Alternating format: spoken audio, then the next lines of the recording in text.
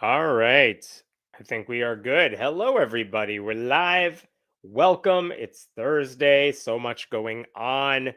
Um, you know the drill at this point. You can sign up for the newsletter for free at friendlyatheist.com. Go do that. You can support this channel by going to patreon.com/Hemant. I always appreciate that. And just to give you all a quick update on one of the bigger stories I talked about last week, really quick. I talked about the Military Religious Freedom Foundation and how they had claimed that some commander had said they were going to war with Iran because of Armageddon. Very apocalyptic. It's been a week.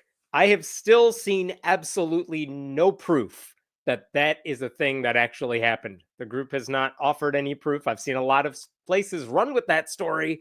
Still no evidence. Just saying. Okay. I am going to let me get some stuff here ready and we will go ahead and get started. And as always, we have Den here. If you have who's moderating the comments, if you have questions, concerns, whatever, leave them in the comment thread. Den will pick them up and share them with me in between stories. Let's start by talking about how racist Republicans are getting this week. Like they've always been, but this week just took it to a whole new level. And it really started to me with this guy this week anyway. This is Representative Andy Ogles of Tennessee. And Ogles is always like, he's always been racist, but this week, what he posted, apropos of nothing, was this right here. Muslims don't belong in American society, and pluralism is a lie. Like, that's not even a response to anything. That's just him saying Muslims shouldn't be in America, which, just straight up racist. Imagine if you replace Muslims in that tweet with anything else, any other group, Jewish people, Christians, white people. I mean, it's not okay no matter how you slice it. And this is not okay either. And also, what does that even mean? Pluralism is a lie. Pluralism is real. There are people with different religious beliefs in America, whether you like it or not. So I don't even know what the second half of that means. But that's what Ogles tweeted. Notice he did not say people who advocate for Sharia law don't belong in American society, which, okay, fine, but also that's like nobody. But he didn't say that. He's not talking about religious extremists. No, he's just going after a certain kind of brown people now. Like the entire religious group. Why not? And that also raises an entirely separate question of where does he want the millions of Muslim Americans to go?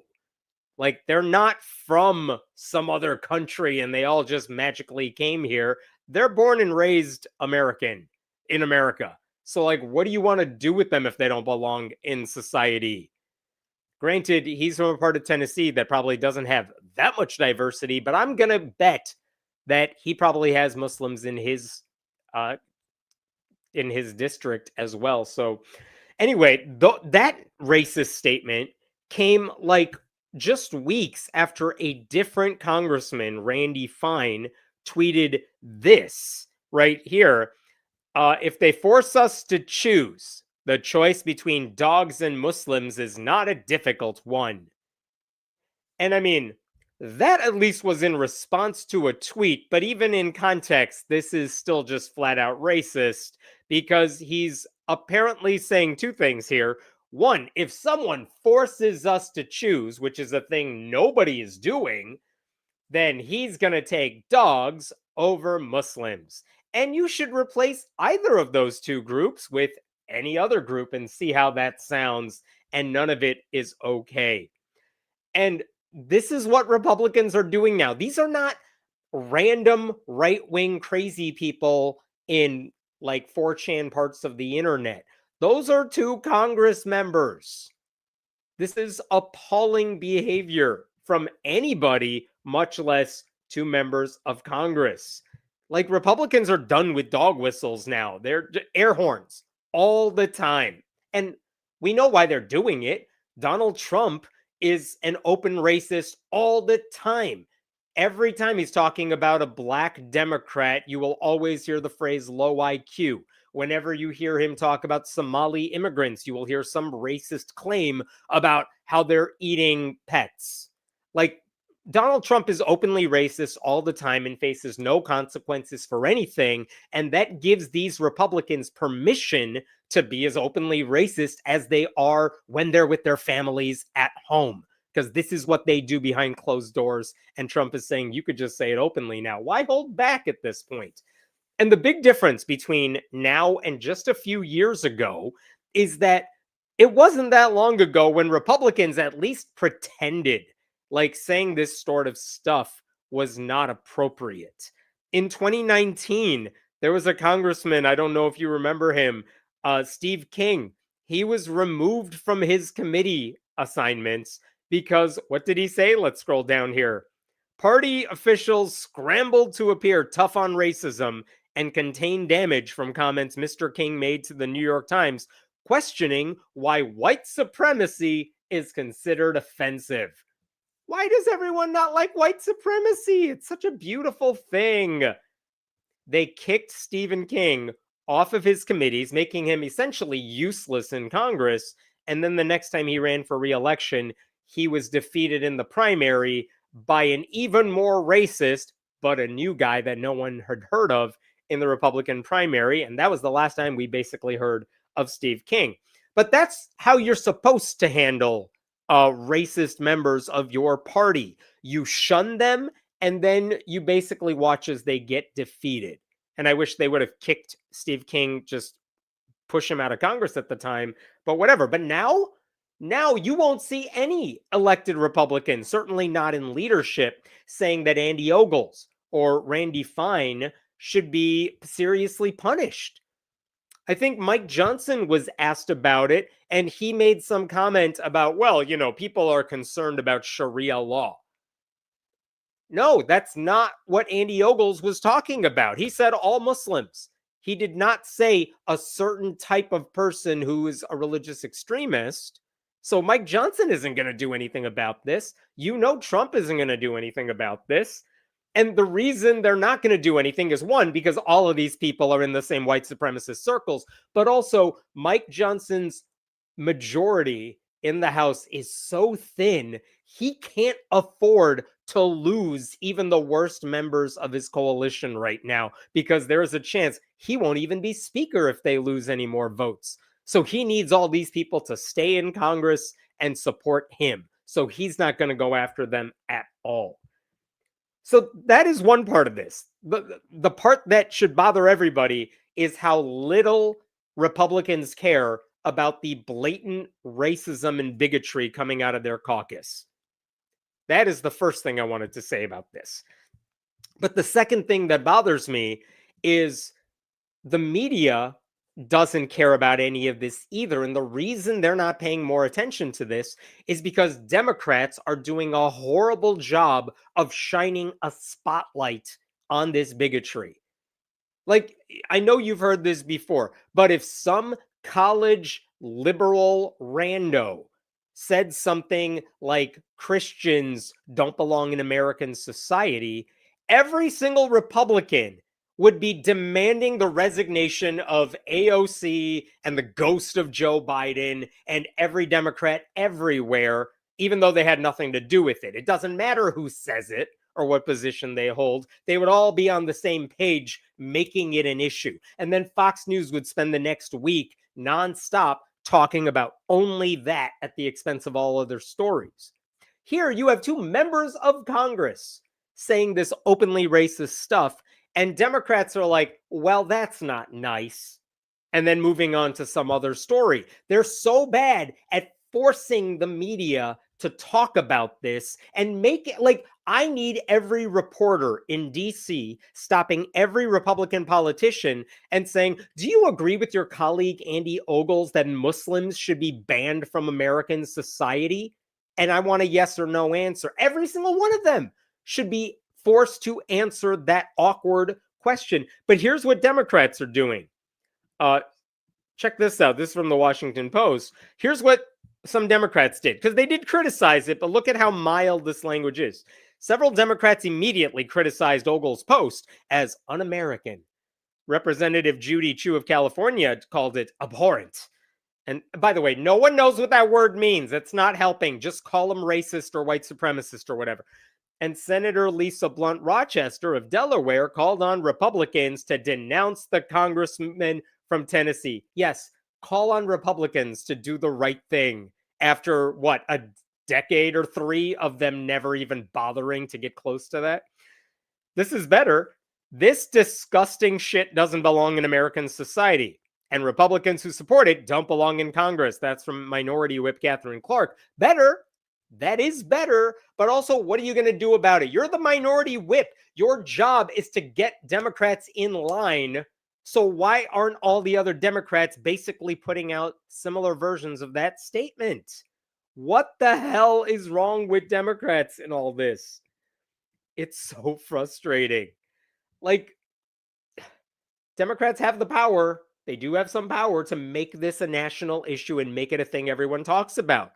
You know, that's what so many people did with the Epstein files. To their credit, they wouldn't stop talking about it. And if they do any interviews on like CNN or something, and someone says, you know, what do you have to say about gas prices going up? Well, that's really disappointing. And it's also disappointing that the Republican Party is full of white supremacists who don't want brown people in America. Why isn't every Democrat doing that? Bernie Sanders knows how to do that. You will never hear an interview with Bernie Sanders about anything where he doesn't go after the top 1% and the billionaires and how they're screwing you over. That guy knows how to stay on message. Oh, it's so frustrating. This is what Hakeem Jeffries, the leader of House Democrats, said about all this. Andy Ogles is a malignant clown. Is a malignant clown and pathological liar who has fabricated his whole life story. A good start. But I'm telling you, man, Republicans don't know malignant or pathological. Stop using like 3-syllable, 4-syllable words. They can't handle it. Disgusting Islamophobes like you do not belong in Congress or in civilized society. That's good. And that's why House Democrats will defeat you in November. Ooh, didn't stick the landing there. Good try. You could have stopped after the second sentence. You could have just done the second sentence. But again, you're Hakeem Jeffries. The microphone is on you all the time. You should say Mike Johnson is a coward who allows bigots like Andy Ogles to remain in his caucus, and the entire Republican Party is full of deplorable racists. And you know that because Mike Johnson is too cowardly to call this shit out. And he won't do it because Democrats aren't that good at messaging. It is so frustrating. By the way, I will say, Hakeem Jeffries said Andy Ogles lied about his whole story. In case you're wondering, Andy Ogles, this is just interesting. If you don't know this, he's the sort of Christian who once raised $25,000 on GoFundMe for a child burial garden, which was meant for babies that are stillborn. So very gut-wrenching stuff. And he raised money to make a garden for those babies. This heartbreak. Raised that much money. Then the garden was never made. And Andy Ogles won't tell anyone what he did with the $25,000 he raised. That's the sort of dude Andy Ogles is. He's not just racist. He's allegedly a thief. And yet Democrats can't make this a bigger issue. You know who else they could tie it to if they want to? They could tie this to Laura Loomer, the racist who hangs around Donald Trump, flies on his planes with him, who said this: Amen. More GOP reps need to start saying this. Like, if Laura Loomer is promoting your racism, you have screwed up really badly. The fact that Andy Ogles' comment has been met with this complete lack of consequences tells you something very disturbing about where the Republican Party now stands. Because this is not some religious disagreement. This is just extremist rhetoric that historically is what you hear before discrimination, persecution, violence. Like, if a sitting member of Congress is allowed to get away with rhetoric like this, what's the message? Outright hatred is no longer disqualifying in the Republican Party. It is welcome. It is celebrated. It is expected, especially if your district is very red. And imagine if you're a Muslim American watching all this unfold. What are you supposed to think? Like, the message is clear. The president's party doesn't consider you a real American. So, hey, I don't know if you're a Muslim who's even close to being on the right. What the hell's wrong with you at this point? So this should be a bigger story. It should. I know there's a lot going on, but this should be dominating press conferences, floor speeches, campaign ads. I don't care if you're running against Andy Ogles. If you're a dog catcher running in the state of Oregon, you should be playing his comments and saying this is why you don't vote for Republicans, period. It is so frustrating. By the way, today, as I was prepping all this, one of the things that happened today is that Tommy Tuberville, who wins the award for dumbest member of the Senate, he tweeted this in response to Zoran Mamdani breaking bread with Muslims because it's Ramadan and when the sun sets, they can break their fast. This is what Tommy Tuberville said. Someone tweeted, less than 25 years apart, 9/11, and then Zoran Mamdani celebrating a Muslim tradition with people. I don't know if that's in City Hall or Gracie Mansion, but that is a nothing burger. Who cares? That's 9/11. And what did Tuberville say? The enemy is inside the gates. First of all, these two pictures have nothing in common. Mamdani was like, what, 7 or 8 when 9/11 happened? And also, he has nothing to do with 9/11. He just brown. I am also brown. I also had nothing to do with 9/11, Tommy. But this idea of the enemy is inside the gates, saying Zoran Mamdani is an enemy. Why? Because he's Muslim.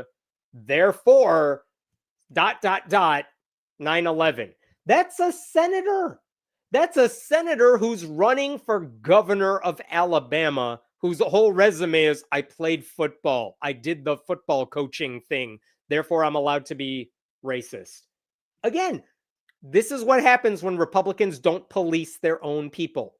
It just says, hey, if anyone else wants to be a white supremacist here, if you want to be a religious bigot, go for it. No one's going to stop you. It is infuriating that Republicans are allowing this, though it's not surprising at all. But it's also frustrating that Democrats can't figure out how to tie these bigots to every other Republican anywhere in the country, because they should. It would be smart politics on their part. I don't know. I don't know what else to say. It just made me mad. I can't believe we're so bad at this on our side. All right, what questions we got here? I love that someone pointed out to him our country's motto, E pluribus unum. Yeah, I'm sure plenty of people tweeted to Andy Ogles, E pluribus unum, out of many one, our original motto, because isn't that what pluralism is all about? But again, I go back to my rule of no one knows what any of these words mean if you're in the Republican Party, because pluribus has more than one syllable, and also Latin is not their strong suit. What else we got? Combo of mask off, public office, and public visibility tells us they're emboldened and getting away with it to a new extent. Not just Donald J. Trump with this cult of personality. Yeah, there was an article in the New York Times, I think today, about the Groyper who's running for governor as a Republican in Florida. And it's not that he's making any headway in the Republican primary. He's only getting a small percentage of the votes. But when you hear the things he says, like, you can take some MAGA extremist who is running for governor, and then you got this guy who is so far to the right and so disgusting with everything he says. And the only reason that's getting traction with anybody is because the Republican Party has sent enough winks and nudges to their base saying that sort of person is okay.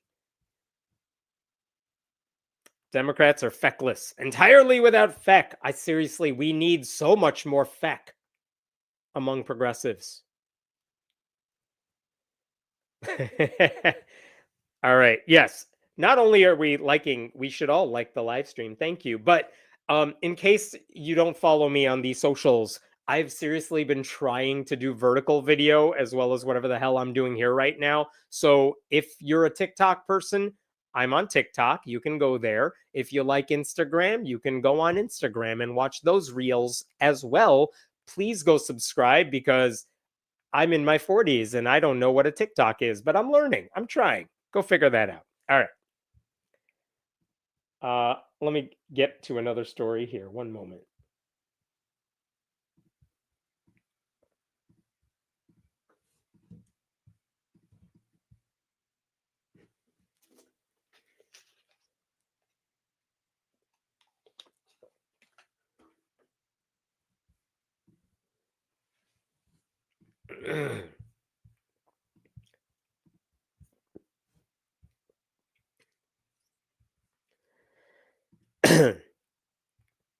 All right. This is another story where I just want to rant about something that made me mad, and it involves this guy right here. His name is Aaron Renn, Renn, and I talked about him for the first time, I think, several months ago. But he is basically an evangelical Christian philosopher who sounds really smart if you're the sort of person who doesn't know anything. For everyone else, Aaron Renn's most well-known ideas don't make any sense because they're grounded entirely in fantasy. And his biggest theory is that Christians are currently more persecuted than they've ever been before. Like, Renn is seriously most famous for arguing that over the past decade, like since 2014, Christians have been living in what he calls a negative world. A negative world. And why is it negative? Because in this world, people see Christianity as a bad thing. It used to be that if you were a Christian, that was practically synonymous with a good, reliable, honest person. And yet today, if you say you're a Christian, people are like side eyeing you. And he's like, this is very bad now. We live in a negative world. And he specifically says we live in a negative world, particularly in the elite domains of society, which I think is his way of saying smart people really don't like Christians for some reason. Now, in practice, what that means in his mind is that prominent evangelicals who may have at one point been really influential in our society are now seen as bigots and they are canceled. And I made a video a long time ago that explained why all of that is ridiculous. I'll mention some of that here. But the reason I bring all this up is Aaron Renn just published an essay in where else? The Washington Post, run by Bezos now, and just look at this headline and stare at it and be in shock that this could be published in any mainstream newspaper. Why America needs evangelicals on the Supreme Court and more. The lack of evangelical Christians at America's most prestigious institutions fuels mistrust. I love you can already see there's like 2,600 comments on this article because a lot of people are like, what the hell are you talking about? So, before I get into the article, that's actually not the original headline. Brian Kaler, who writes at the website Word and Way, he actually caught the Washington Post's original headline for this story, which is this: Evangelicals are missing from the halls of power. That's a problem. Like, that's even worse. You think evangelicals are missing from the halls of power? And that's a bad thing? So the Washington Post quickly changed that headline. But okay, this article is ridiculous. Let's talk about why. Here's how Renn opens his piece here. Let me go back to this. All right, let's read through this slowly. God, it's such a bad piece. There we go. Aaron Renn is author of Life in the Negative World, Confronting Challenges in an Anti-Christian Culture. All right. Evangelicals are 23% of U.S. adults and one of the most loyal Republican voting blocs, with 81% backing Donald Trump in 2024. Just FYI, roughly the same percentage backed Donald Trump in 2020 and 2016. Yet, despite 6 of the 9 Supreme Court justices being appointed by Republican presidents, there are no evangelicals on the Supreme Court. Yes, it's so sad. They have so many right-wing Catholics and whatever the hell Neil Gorsuch is at this point. But man, isn't it so hard for white evangelicals that they don't have one of their own on the court? What are you talking about? If you have a 9-person sample size, you are not going to get perfect demographic representation. Guess how many atheists are in America? I mean, the percentage of non-religious people in America is roughly 30%. Guess how many of us are on the Supreme Court? Also 0. Guess how many brown people are on the my type of brown people are on the Supreme Court? 0. That's what happens. It's a 9-member court. Now, if you want to make the argument that we should pack the court and put like 3 dozen people on there, let's have that conversation. I'm all for it. But that's not what he's saying. What else does Aaron Renn say? This is just one of the many elite institutions in which evangelicals are absent or underrepresented. Evangelicals have excelled in politics, producing figures such as Senator Josh Hawley. Yikes, that's your go-to guy. And House Speaker Mike Johnson. Oh God, you chose the 2 worst people, and you're about to say, oh, we have no power. It's not fair. I love that he could totally say we have a lot of great Christians out there, and he chose the 2 worst people. Anyway, they are also prominent in well-run and profitable businesses with relatively low cultural impact, such as food processing. Yeah, Christians own Tyson Foods, and retail, Hobby Lobby. But they are all but absent from the leadership of prestigious universities, major foundations, big tech companies, leading financial firms, and large media companies. Oh no. Okay, I gotta stop for a second because what the hell? What the hell? Okay, you know what? I'm gonna show you a little more of this piece and then we can all rip it apart together. Here's where he gets to the argument. A stronger evangelical presence in elite institutions could strengthen them while addressing polarization and public mistrust. The lack of evangelicals in the halls of power contributes to anti-institutional public sentiment. It also deprives those institutions of an important pool of talent. As a minority in a country that has become post-Christian in many respects, and we could stop there. The second a white cisgender Christian male is like, I'm a minority, you guys. You could stop listening to everything he is saying. This is just plain dumb. And you already know why this is dumb, but we can go over why this is dumb. The simple fact is, evangelical Christians have more institutional power in pretty much all the places that matter. And even on the Supreme Court, even if they don't have their own people on the Supreme Court, they're the reason the people who are on the Supreme Court are on the Supreme Court. Remember, Donald Trump, let the Federalist Society pick who he should choose. Give me a list of who I should choose to be on the Supreme Court. That's basically a right-wing Christian list of people they approve. So what the hell? They have plenty of power.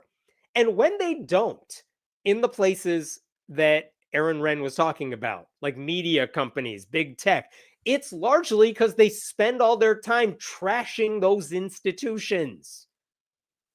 This is like when conservatives complain about how professors at all these colleges are all left-wing. Yeah, that's probably because Republicans spend all their time talking about how awful higher education is. Mind you, it's not like they like lower education either. They say colleges are evil, they're brainwashing. They spread conspiracy theories that contradict what the experts in all the academic fields say about anything. They tell the government to withhold funding from colleges and universities and public schools. It never occurs to them that maybe the reason there aren't as many conservatives on college campuses is because your side openly and proudly opposes everything colleges are supposed to stand for. Oh my God. Consider the Supreme Court again, though. They have a 6-3 conservative supermajority. Even if there are no evangelicals on the bench, the conservatives go out of their way to give evangelical Christians, conservative evangelicals, anything they want. So if a coach wants to hold a performative prayer at midfield after a football game based on lies about his story, sure, why not? You want to overturn the right of women to control their own bodies based on whatever principle you want to make up? Yeah, sure, that's an evangelical bucket list item. We'll give it to you. What about rewarding an evangelical website designer who refused to make a website for a same-sex wedding, even though literally no same-sex couple had ever asked her to make a website for their wedding? They didn't care. They gave it to her because evangelicals get what they want. It doesn't matter if there are no evangelicals on the court if a majority of them rule as if they are a white evangelical, if they were all white evangelicals anyway. Like, they don't care about the rule of law. And maybe Ren would understand this if he had any ability to imagine himself in anybody else's shoes. What about Congress? And he said, we are like, white evangelicals do good politically, which is true. I just want to show you this. This is from the Pew Research Center from Congress. Look at this. In this Congress, 87% of all members of Congress are Christian. They're all Christian.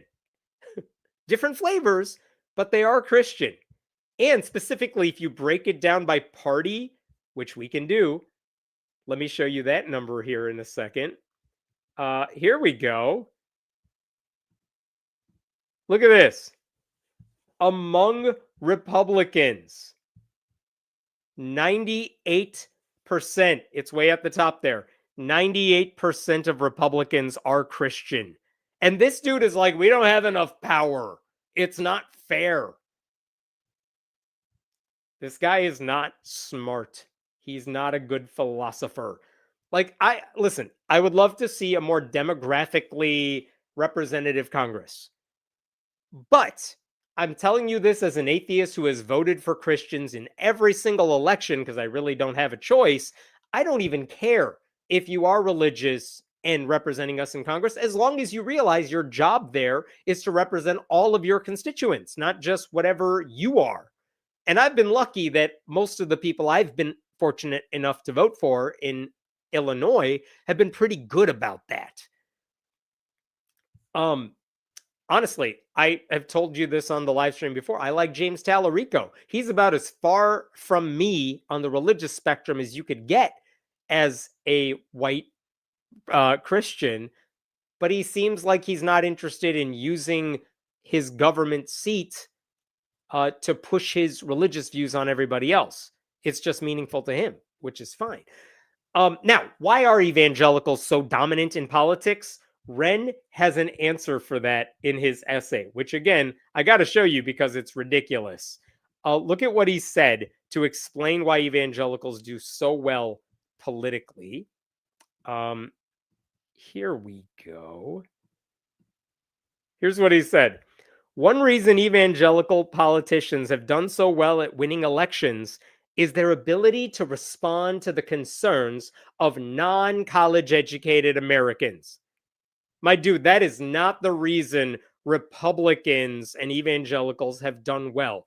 Gerrymandering helps. Having a base that is openly bonded together by their shared racism helps.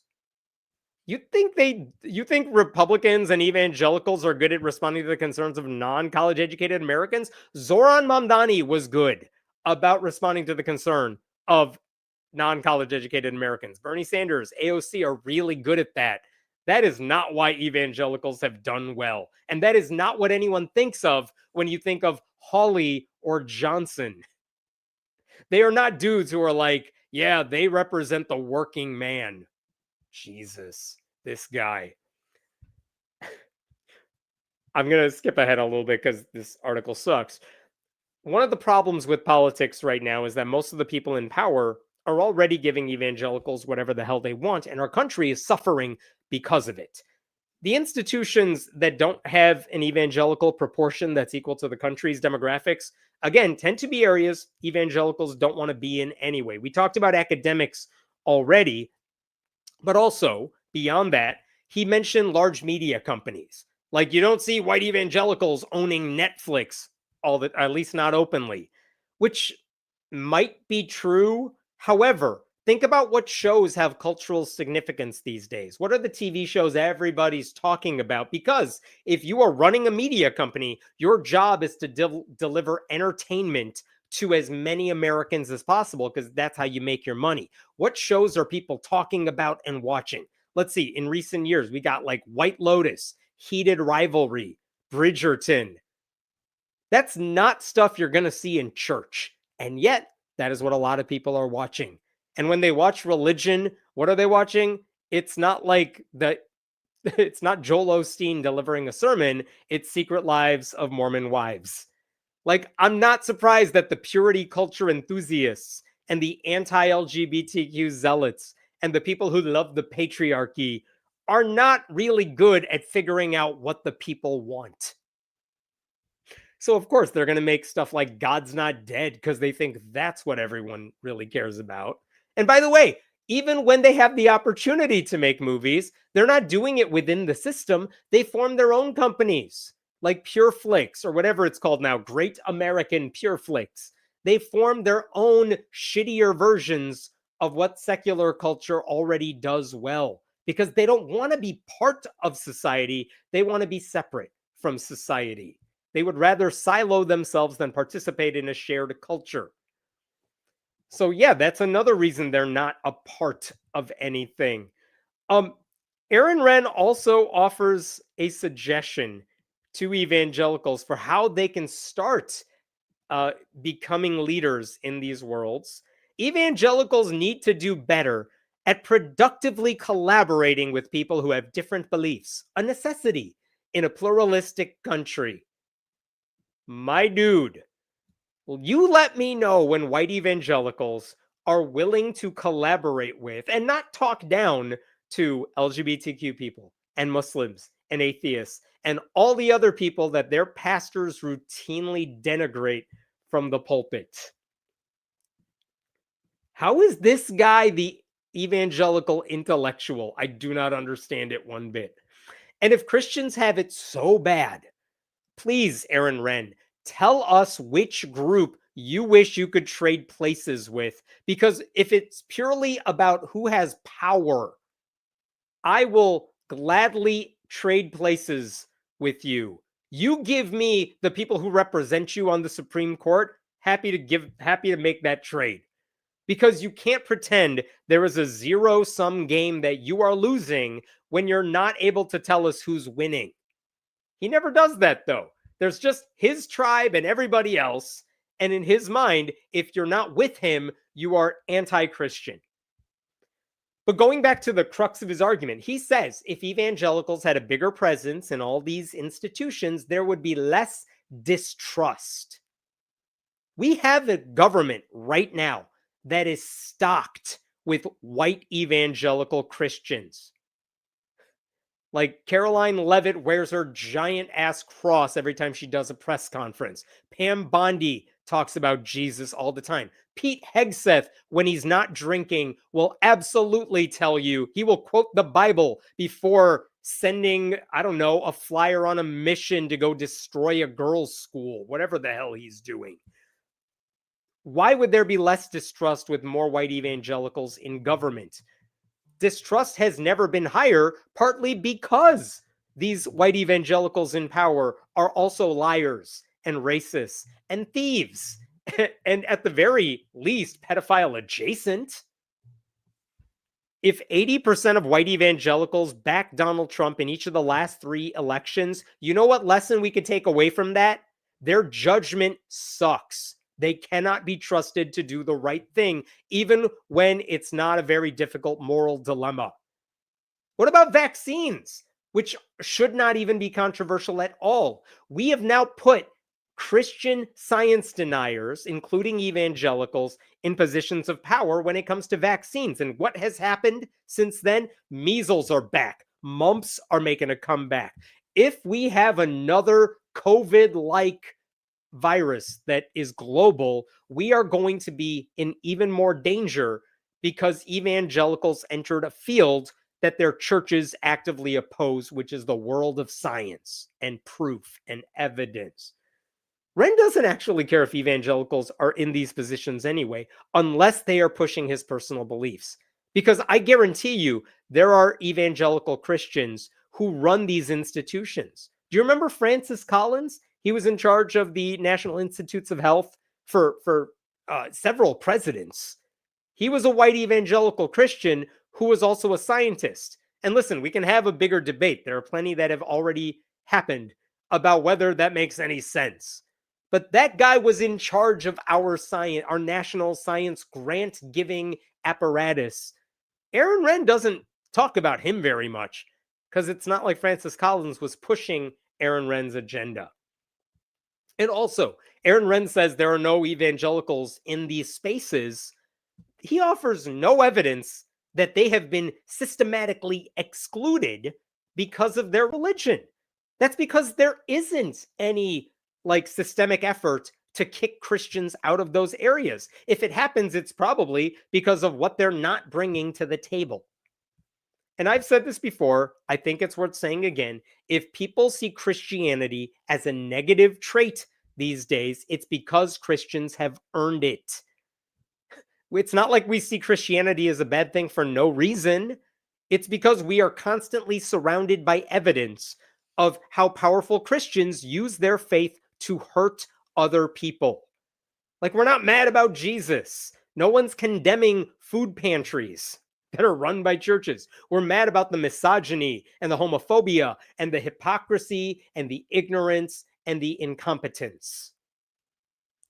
All the people who instigate these culture war battles are acting like they were just minding their own business, when in reality, they're the ones lobbing grenades all around them. They're mad because their shitty beliefs no longer get them invited to Thanksgiving dinner. Instead, everyone else gathers without them, and then we all talk shit about them because no one likes them. And this guy is mad because he's like, how come everyone doesn't like us anymore? He thinks evangelicals are owed respect, but he doesn't think evangelicals should have to change anything in order to earn that respect.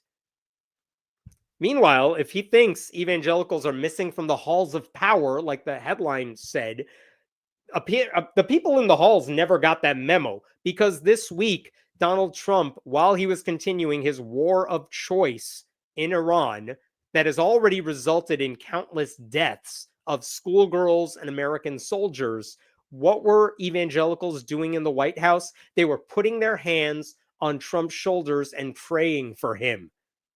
Atheists don't have access like that.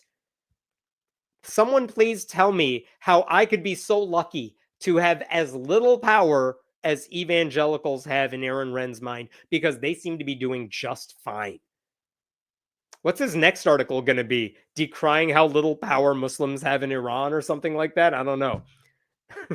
The reason evangelicals are not prominent in elite institutions, certain ones, it's not because of anti-Christian bigotry. It's because so many of those institutions depend on things that large segments of evangelicals openly reject. Evidence, a commitment to pluralism, intellectual humility, a willingness to acknowledge privilege, things like that. That's what Renn doesn't confront. Evangelicals are not missing from power because they dominate politics, they shape judicial outcomes, they have huge cultural influence. But whenever they want to enter fields that value facts and collaboration with people who are not like them, all the habits that serve them well in partisan politics, like purity tests and moral panics and conspiracy theories, those things become liabilities when you have to enter a field where other people already exist. So if you want more representation in those spaces, the solution isn't demanding a seat at the table because you need Christian DEI. It's showing people that you can work with them productively even if you don't agree with them, and proving that you can operate within the boundaries that make those institutions work. Wren's prescription has it completely backwards. The problem isn't that elite institutions lack evangelicals, it's that evangelical leaders have spent so many decades convincing their followers that all those institutions are corrupt. They're all enemies of Christianity.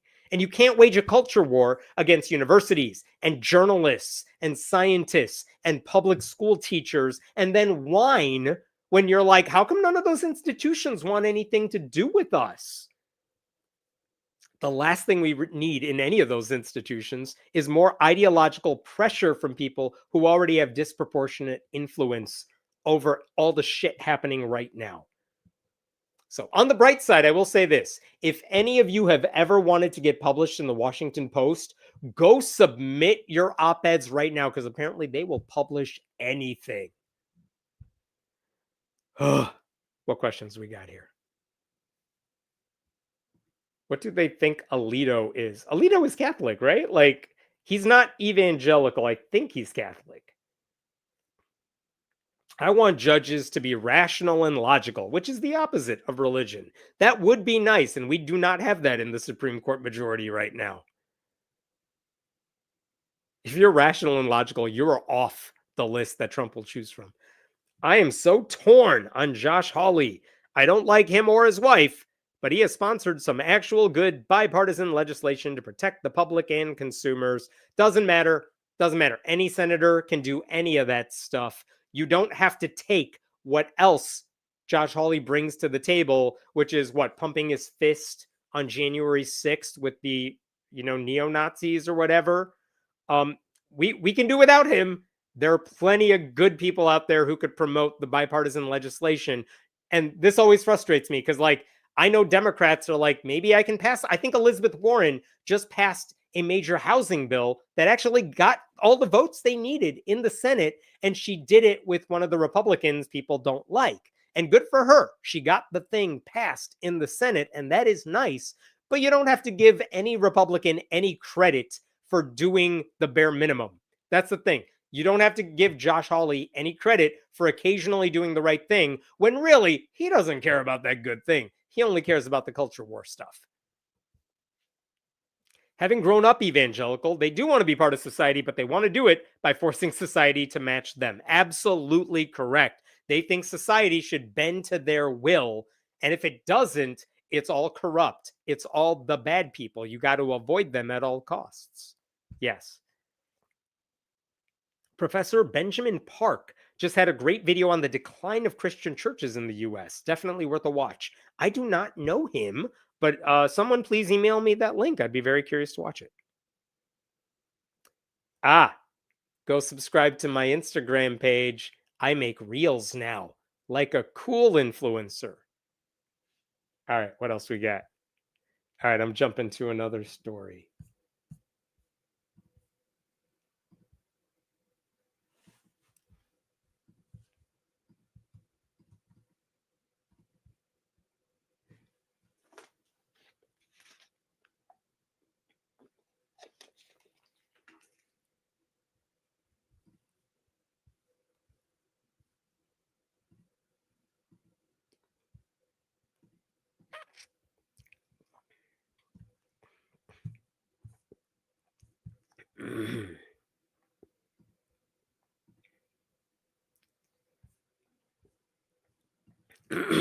Okay. I have an update for you on a story I first covered a couple of months ago, I think, at this point. Yeah, like early January. And it involves this guy right here. You know him, Ken Paxton. He's the Republican Attorney General in Texas. He is currently running for U.S. Senate. He has committed every scandal known to man, which is why Republicans love him, because he keeps getting away with everything. He's a huge liability. Anyway, this isn't even about one of those stories. The story I mentioned a couple of months ago, and I'll try to summarize it really quickly, is that Ken Paxton sued the Texas Department of Public Safety because he said that the driver's handbook that you read if you're trying to Get Your License, the book with all the rules of the road. He said they were discriminating against religious people because they would not allow religious ads inside that book. And this is what KXAN News wrote about this at the time. Let me show you this. This was the headline: Paxton sues DPS over ban on religious ads in Texas Driver Handbook. And here's the interesting bit. The filing says DPS and the commission members have adopted a rule prohibiting religious ads in the handbook. This rule discriminates against religious organizations' speech, allowing secular entities to purchase ad space or otherwise engage in secular speech in the handbook. And I'll come back to that next paragraph later. But the smoking gun here would be pretty easy if you want to prove religious discrimination is going on. All you do is you get the driver's handbook and you open it up to a page that has like an ad for White Castle. And you say, look, they allow ads. And then you show me the application of some church that wanted to say, Jesus takes the wheel and you should drive safely too. I don't know, whatever the hell they want to say. And show us that the DPS or the Department of Public Safety rejected that ad. Boom, nailed it. You have your case. Not only did Ken Paxton not include anything like that in his lawsuit, going back to that article, look at what the organization said. DPS told the news outlet that it does not use ads in the driver's handbook and hasn't had any discussions with the Attorney General about the subject. So not only did Ken Paxton sue another department in the state government, like he could have just walked next door and say, are you doing something illegal? And they would have said, no. Instead of having that conversation, he's just like, I'm suing you. And then it turns out the organization's like, we don't do ads, period. So no, we're not discriminating against religious people. We don't allow anyone. White Castle doesn't get their ad either. And the reason Ken Paxton said he had a case here is that according to state law, this is what it said about that particular handbook. The department may contract with a person or a small or large business to provide advertising in any Texas driver handbook or mailing. And then scrolling down here, all advertisements solicited by the department must be in good taste. The following subjects or types of advertising may not be included. And number one on that list, letter A, is religious ads. That's what Ken Paxton was saying. See, the law says you're not allowed to put religious ads in there. That's discriminatory, and that's why I'm suing. The problem with that argument, as I just told you, is that I don't know what that law doesn't mean anything because they don't allow any ads to go in the book. So it doesn't matter. It's not just no offensive ads are allowed. It's that no ads go in. So what the hell? So why was Paxton doing this? Was he actually worried about religious discrimination? No, it was January. He was in the middle of a very competitive Republican Senate primary in Texas. I think he filed that lawsuit because he wanted yet another example of how he was the candidate for Christians. He wanted to prove he was going to fight for white evangelicals who constantly think they're being persecuted because they have no frame of reference to anything and they lie to themselves. So that's why I think Ken Paxton filed that lawsuit. He was trying to find a culture war issue where none existed. But like I said, there was never any evidence of that. There was no advertisements in the current driver's handbook. There were no advertisements in a driver's handbook from like 2012 either. It's just not a thing they do. If you wanted to give the Department of Public Services, of Public Safety rather, if you wanted to give them money to put an ad in their driver's manual, you wouldn't be able to do it because there's no place on their website where they even talk about advertisements. So it was pointless. It's also stupid because that's like putting an ad in the dictionary. Who is reading the driver's manual looking for ads? I don't know. But I have an update for you after all of this, because it turns out now that it's been a couple of months since all that happened, guess what Ken Paxton has now done? Well, here is KXAN. Again, the reporter is Cora Neas. She's been on this story better than anybody.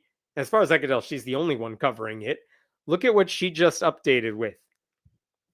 According to Travis County court records, the lawsuit was withdrawn on February 20th by Paxton's office with a notice of non-suit. That filing is used when attorneys want to end their case early, typically because they were unable to make an adequate showing or are unwilling to continue with the case. In other words, Ken Paxton told the courts, you can just pretend we never filed that lawsuit. Let's just hit Control Z on the entire thing, because it turns out he doesn't have a case. And he quietly did this. He didn't make any announcement about it. He didn't declare victory. He just said, I don't actually want to go through with this, which makes sense because he never had a case to begin with. So, what the hell just happened here? Let me tell you my theory. You can tell me if you disagree. He filed the case. He got the headlines he wanted because he made a big deal out of filing the lawsuit. He caused needless chaos in the Department of Public Safety because they're like, are we discriminating? I don't think we're discriminating. What the hell? And after all that, he's just running away because he knows the sort of evangelicals and Republicans who vote for him don't give a shit about the fact that he just wasted everybody's time. They're not interested in the follow-up to the story. So he's like, all right, I'm going to cut and run. I don't actually have any evidence. Screw you all. I wasted some taxpayer dollars by filing this thing, but I'm in the runoff, so I'm good now. It's such a waste of everybody's time. And it is proof that Paxton is not interested in any of the work that he's actually running to do.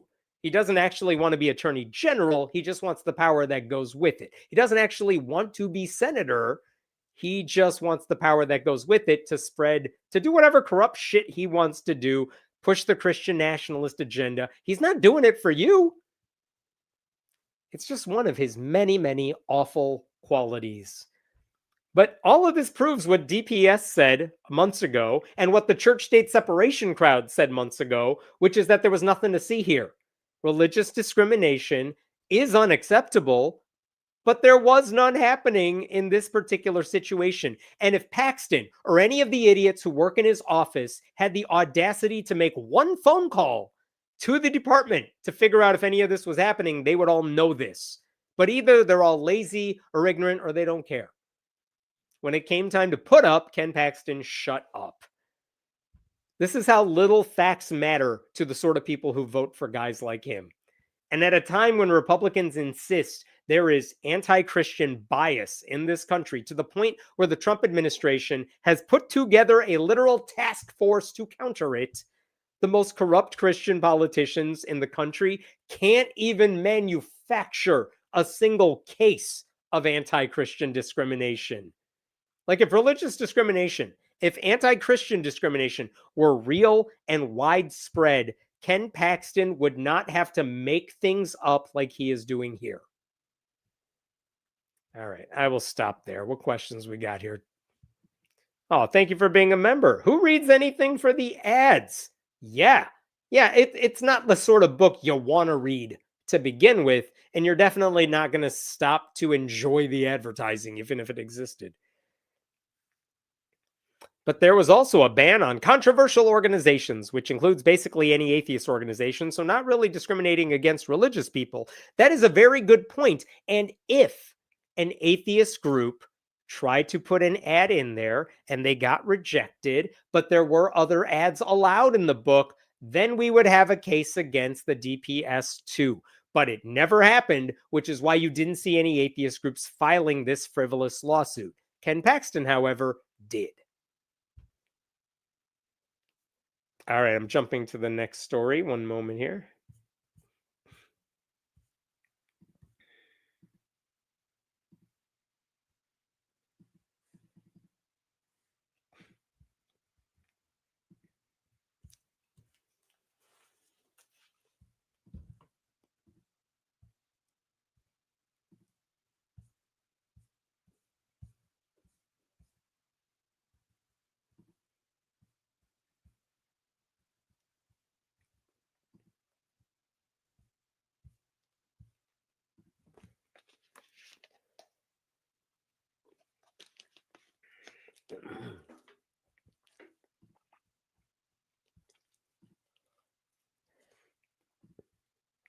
Okay. I have to tell you about a bill that just got passed in the Alabama House, which could be a big deal. Don't quite know how big of a deal just yet, but I haven't seen this covered many places yet, so I want to share this with you. Basically, Alabama House Republicans, with the help of plenty of Democrats, they passed this bill that would force public school districts to say the Pledge of Allegiance and allow for voluntary student led prayer time at the beginning of every school day. Which, by the way, since the Pledge of Allegiance is already a prayer of sorts, since it has under God in it, they're now basically, this bill would have them say two prayers to begin the school day. And it's the result of this guy right here. His name is Reed Ingram. He is a state representative, and he's been trying to do this for a couple years now.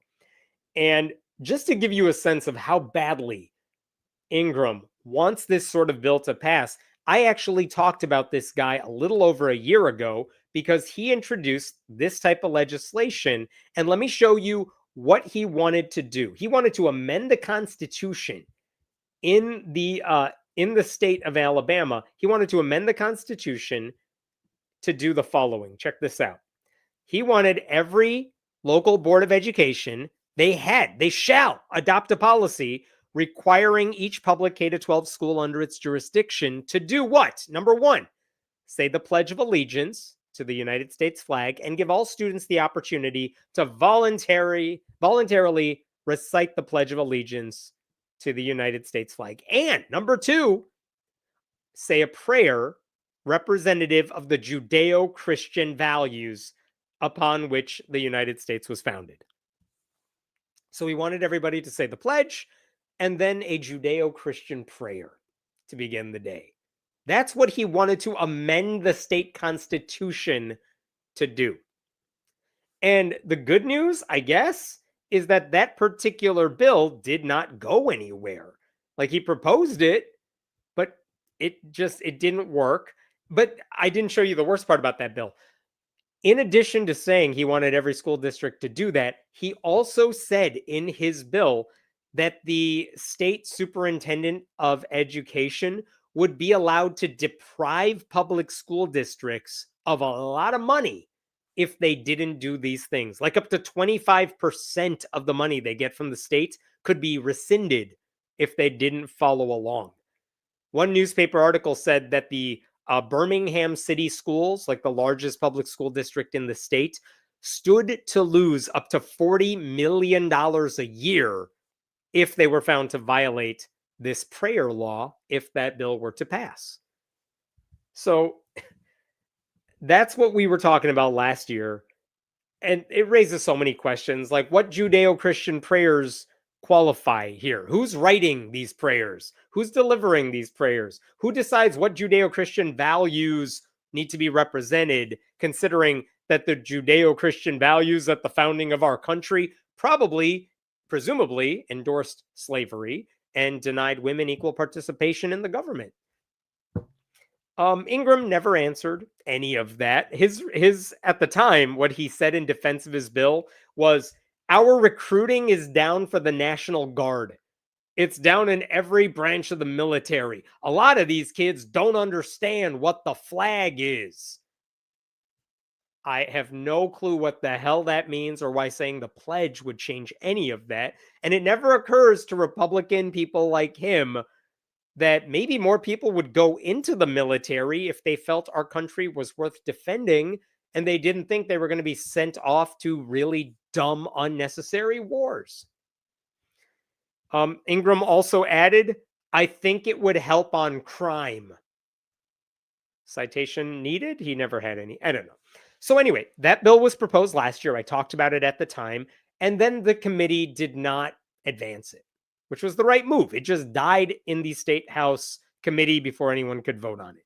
So here's the update for you. This year, he's trying again.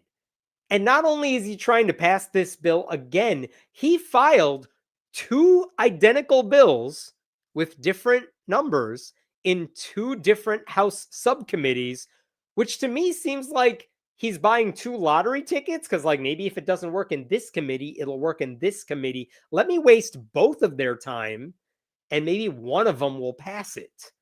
I didn't know you could do that, but this is how he defended that move, according to the Alabama Reflector. We didn't know if the bill was going to be dead or not, so leadership advised that it may be safer to go ahead and drop another bill in an abundance of caution. So he filed both bills and he said, leadership told me it was fine.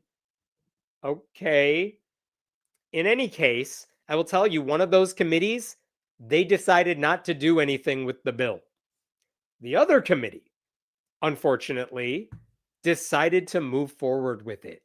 The House Committee on State Government, they supported House Bill 511, and they moved it to the full state house. And guess what? This week, the state house in Alabama voted almost unanimously in support of this bill. However, they did make some changes before they did that. Let me show you what the bill looked like at first. This is the version that Ingram proposed this year, taking the hints from what went wrong last year. Look at B1, line 95. No later than 90 days after the ratification of this amendment, each local board of education shall, meaning they have to, vote whether to adopt a policy requiring each public K-12 school under its jurisdiction to provide students and employees with an opportunity to participate in a period of prayer and reading of the Bible or other religious text on each school day. And specifically, what does he say about this reading? Line 103. This law would prohibit anyone from participating unless, line 106, the employee or parent or guardian of the student submits a signed consent form. So if you want to say the prayer, you got to opt in. Okay. Line 109 said there had to be an acknowledgement that the student or employee has a choice about whether to participate. I mean, I'm not going to go through all this because it's dumb, but he backs off a little bit from what he said a year ago. So now districts would be allowed to adopt a prayer policy to have a period of prayer and Bible reading during the school day. But it's still a problem because, like, even if a school district adopts those prayer times, what do you think students are supposed to do if their parents don't sign the consent form or if the students don't want to participate?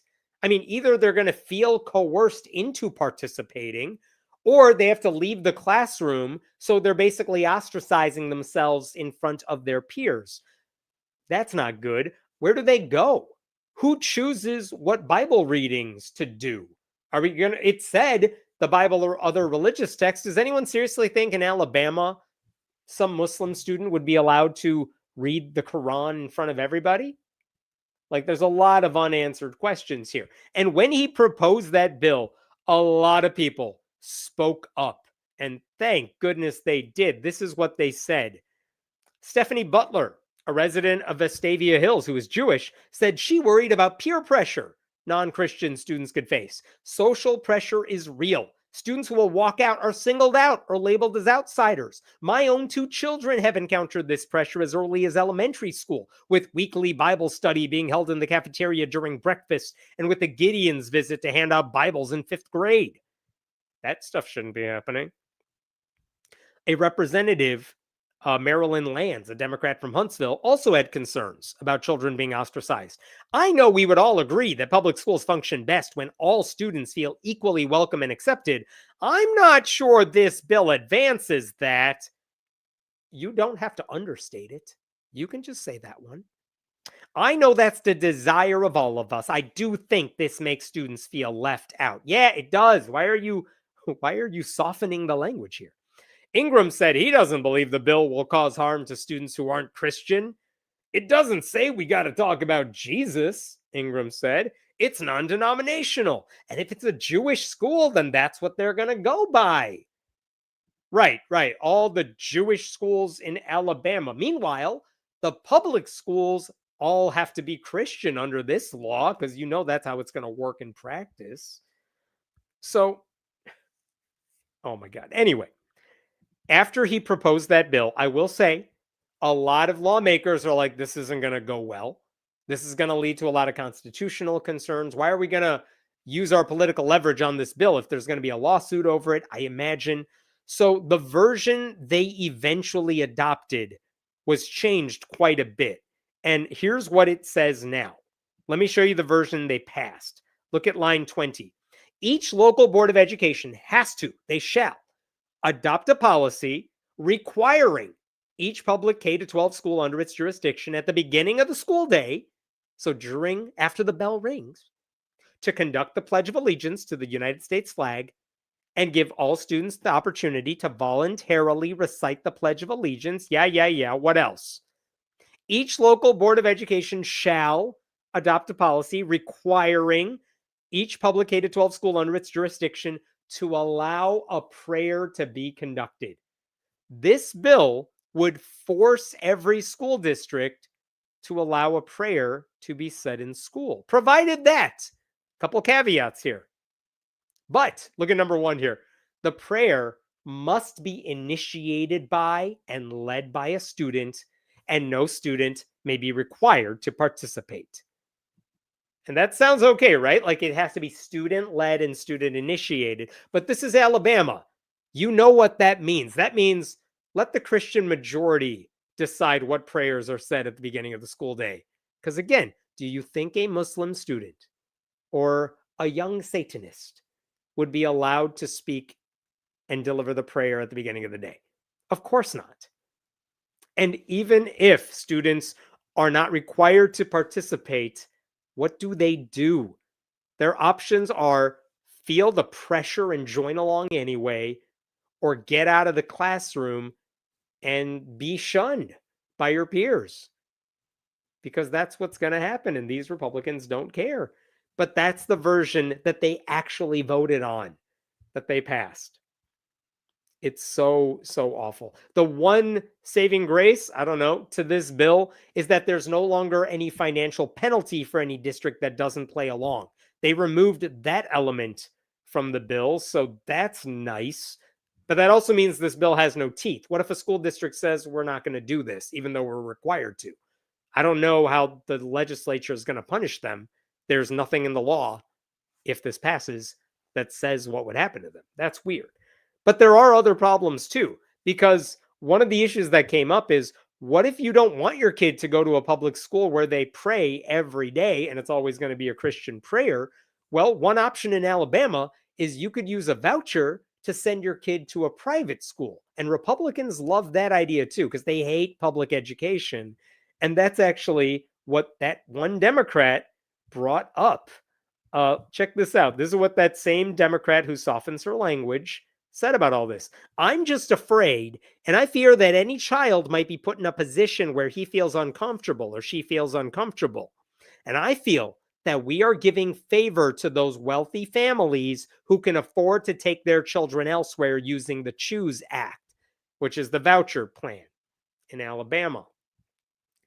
I mean, that's a fair point, but it was mostly ignored because, again, the state house passed that bill 94-3.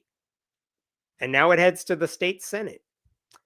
And there were attempts along the way to soften even the language that was in that bill. One lawmaker said, how about we just do a moment of silence instead of a prayer? And guess what Ingram said when that amendment was offered? Ingram said, a moment of silence is not a proper substitute for prayer. We want the students to hear it. A moment of silence is walking in the woods. It's not a prayer, Bill, and that's the reason I tabled it. So he's basically saying the quiet part out loud.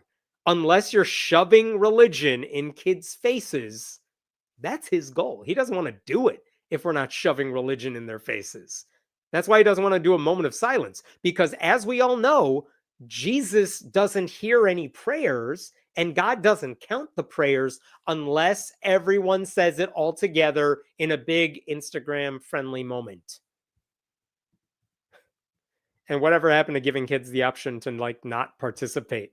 In Ingram's view now, that's not even an option because they got to hear it. Ironically, There was one lawmaker who offered another amendment saying, since private schools get money now through vouchers, we should make them have to obey this law too. Guess what Ingram said about that? He said, oh, no, no, I don't care about public schools. I'm sorry, I don't care about private schools. Look at what he said. This is an unbelievable quotation. We have private schools that are from Korean schools. That's not English. I think he meant to say we have private schools that are Korean and other countries. And I don't think it's mandated that we're going to mandate them to say our pledge. That's also not a sentence. What the hell? He's bad at English. Prayer would be great, but most of the time they have different beliefs. And we don't want to force that on somebody from a different country. We don't want to force our religion on people from a different country. My brother in Christ, you are literally passing a bill to shove your religion on people who don't share your religion. And you're fine with that. But your excuse for why this bill should not apply to private schools is, yeah, but they might not believe this stuff. You clearly don't have a problem with that. I think you just want private schools to be allowed to do their own thing because you want to make private schools attractive to families. And the way to do that is making public schools ever more shittier. God, this dude.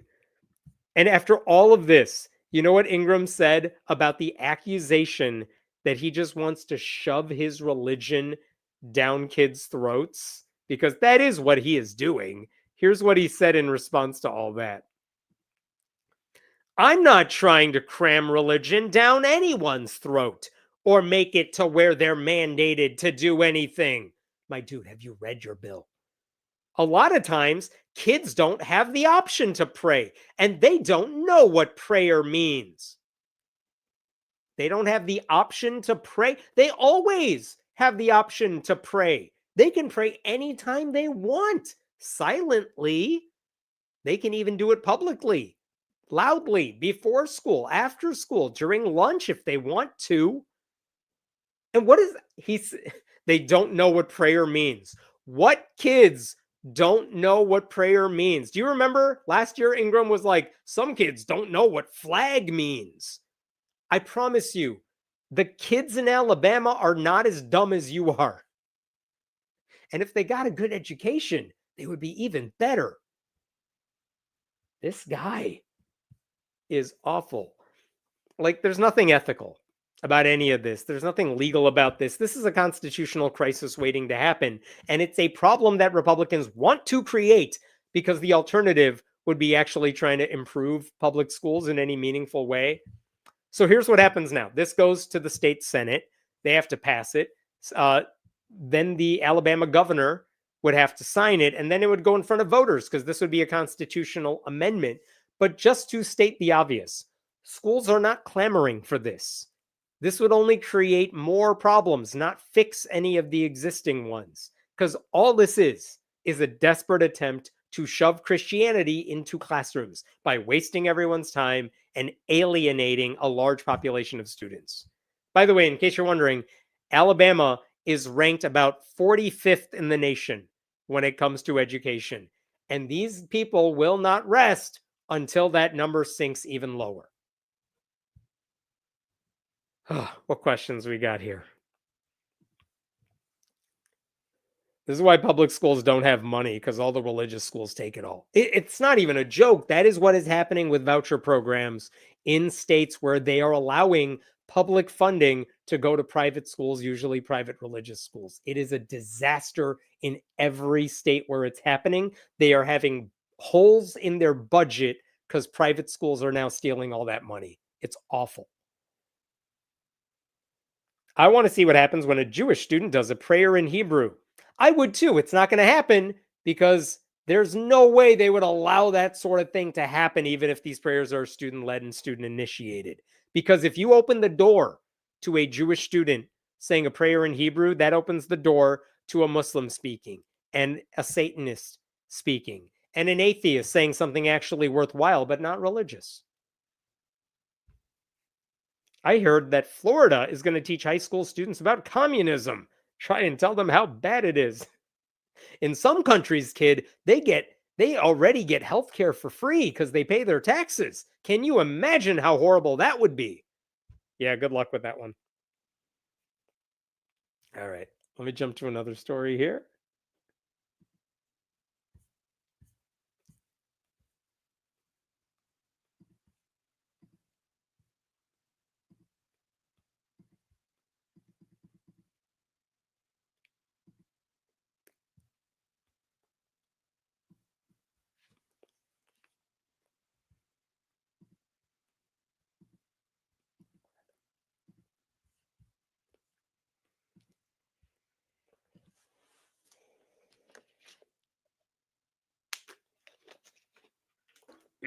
Okay. I got so many emails about the following story. I've heard nobody talking about it, but let me show you what I was sent by so many people. They saw these headlines. They're like, what the hell is going on here? They sent me stories with a lot of headlines like the following: Utah lawmaker attempts to put word of wisdom in state code. Here's another one. With a Kratom bill on the table, lawmaker asks, why not write the word of wisdom into Utah law? Here's a third one over here. Scripture or legislation? The Church of Jesus Christ of Latter-day Saints word of wisdom introduced in debate over Utah's Kratom ban. And basically, what these headlines are all suggesting is that there was a bill on the books. There was a bill being proposed that could ban a certain kind of drug. And this lawmaker wanted to shove religion into the picture. What the hell is going on there? And I will tell you, you may think you know where this story is going. I don't think you do. Because you can imagine, you can already fill in the blanks as to how this story is going to go, right? So let's talk about what's actually going on here. And the reason I can tell you there's a twist ending to this story is because I spoke to the lawmaker who was in all of those headlines trying to apparently shove his religion into the law. I talked to him, and I will tell you this is not what it seems. Okay, here's what's going on. There is a bill in question. It's Senate Bill 45 in Utah, and it is intended to target the use of kratom, which I will admit, before I started researching this, I did not even know what that was. You can tell I'm not fun. I have no idea what interesting things are. But apparently, kratom is an herbal substance that produces opioid like effects on the body. Some people use it to treat their chronic pain, so they really like it. I don't know how addictive it is, but it is a kind of drug. And that's why some people, because it's a drug, some people want to see it banned because it helps people deal with their pain. Some people do not want to see it banned. And the problem is, apparently, if you mix kratom with other substances, it can be deadly. One lawmaker referred to it as gas station heroin. And so here's the question that these lawmakers are thinking about. Do you treat it like marijuana, where you regulate it and tax it, or do you try to ban it altogether?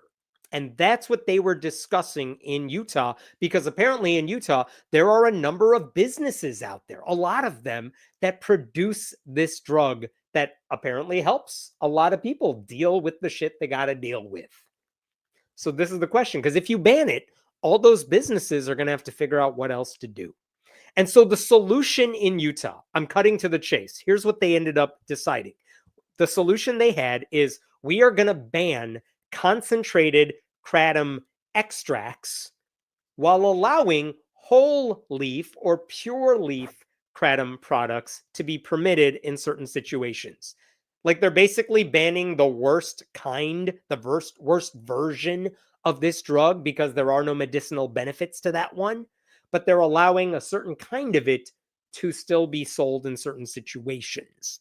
Like you have to be 21, but only for like the next year you're allowed to sell it. I don't know all the details. It doesn't even matter for the sake of the story. But basically, if you're an in-state business that makes this stuff, you're allowed to make these products for like one more year, but you still can't sell them within the borders because certain types of it are banned. I don't know. I think basically what Utah lawmakers did is they created an off-ramp to allow these businesses a way to stay in business for another year, but then have enough time to segue into a new business model.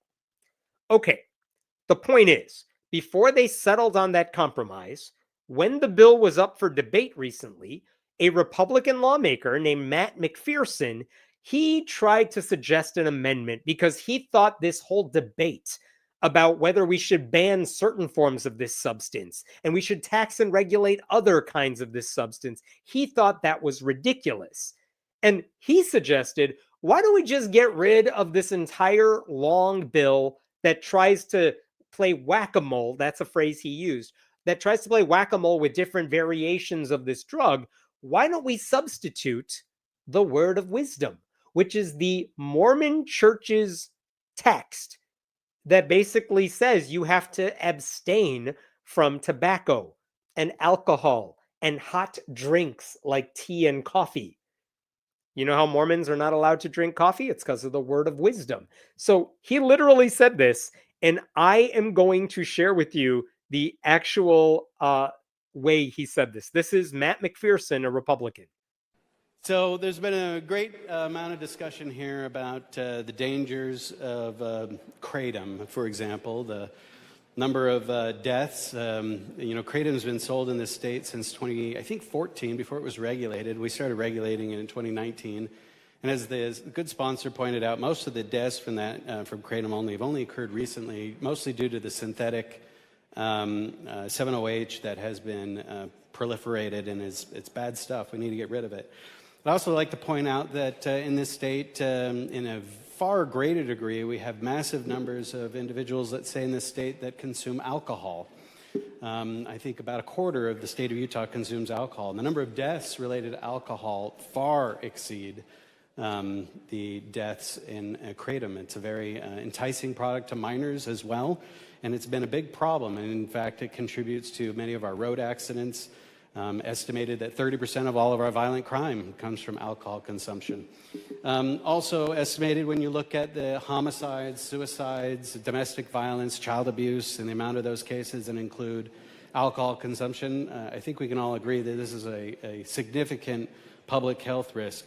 Same as well when you look at tobacco. Tobacco users in the state dwarf the number of kratom users, and the current fatality rate in the state of Utah, we're seeing about 1,300 deaths a year in Utah from tobacco use. And so what I think has become apparent, to me at least, is that one of the roles of the legislature is that we impose moral health codes upon the citizens of Utah. So rather than taking small little bites at this and kind of playing whack-a-mole on every new product that comes on the market, I just assume we would just go all the way and put into effect a health code that's already been adopted, in vast areas of Utah, and really just impart the wisdom of the legislature upon the masses on the streets that just don't have the same moral clarity we do. And so, with that, I'm open to any questions. So that's actually a really interesting speech because he makes some really good points in there. He's saying alcohol is super deadly. Tobacco is really deadly. Kratom, if that pronunciation is right, kratom doesn't kill nearly as many people as those other things that we tax and regulate all the time. So why are we thinking about banning certain versions of this particular drug? That seems ridiculous. And I just want to show you this because it did make me laugh.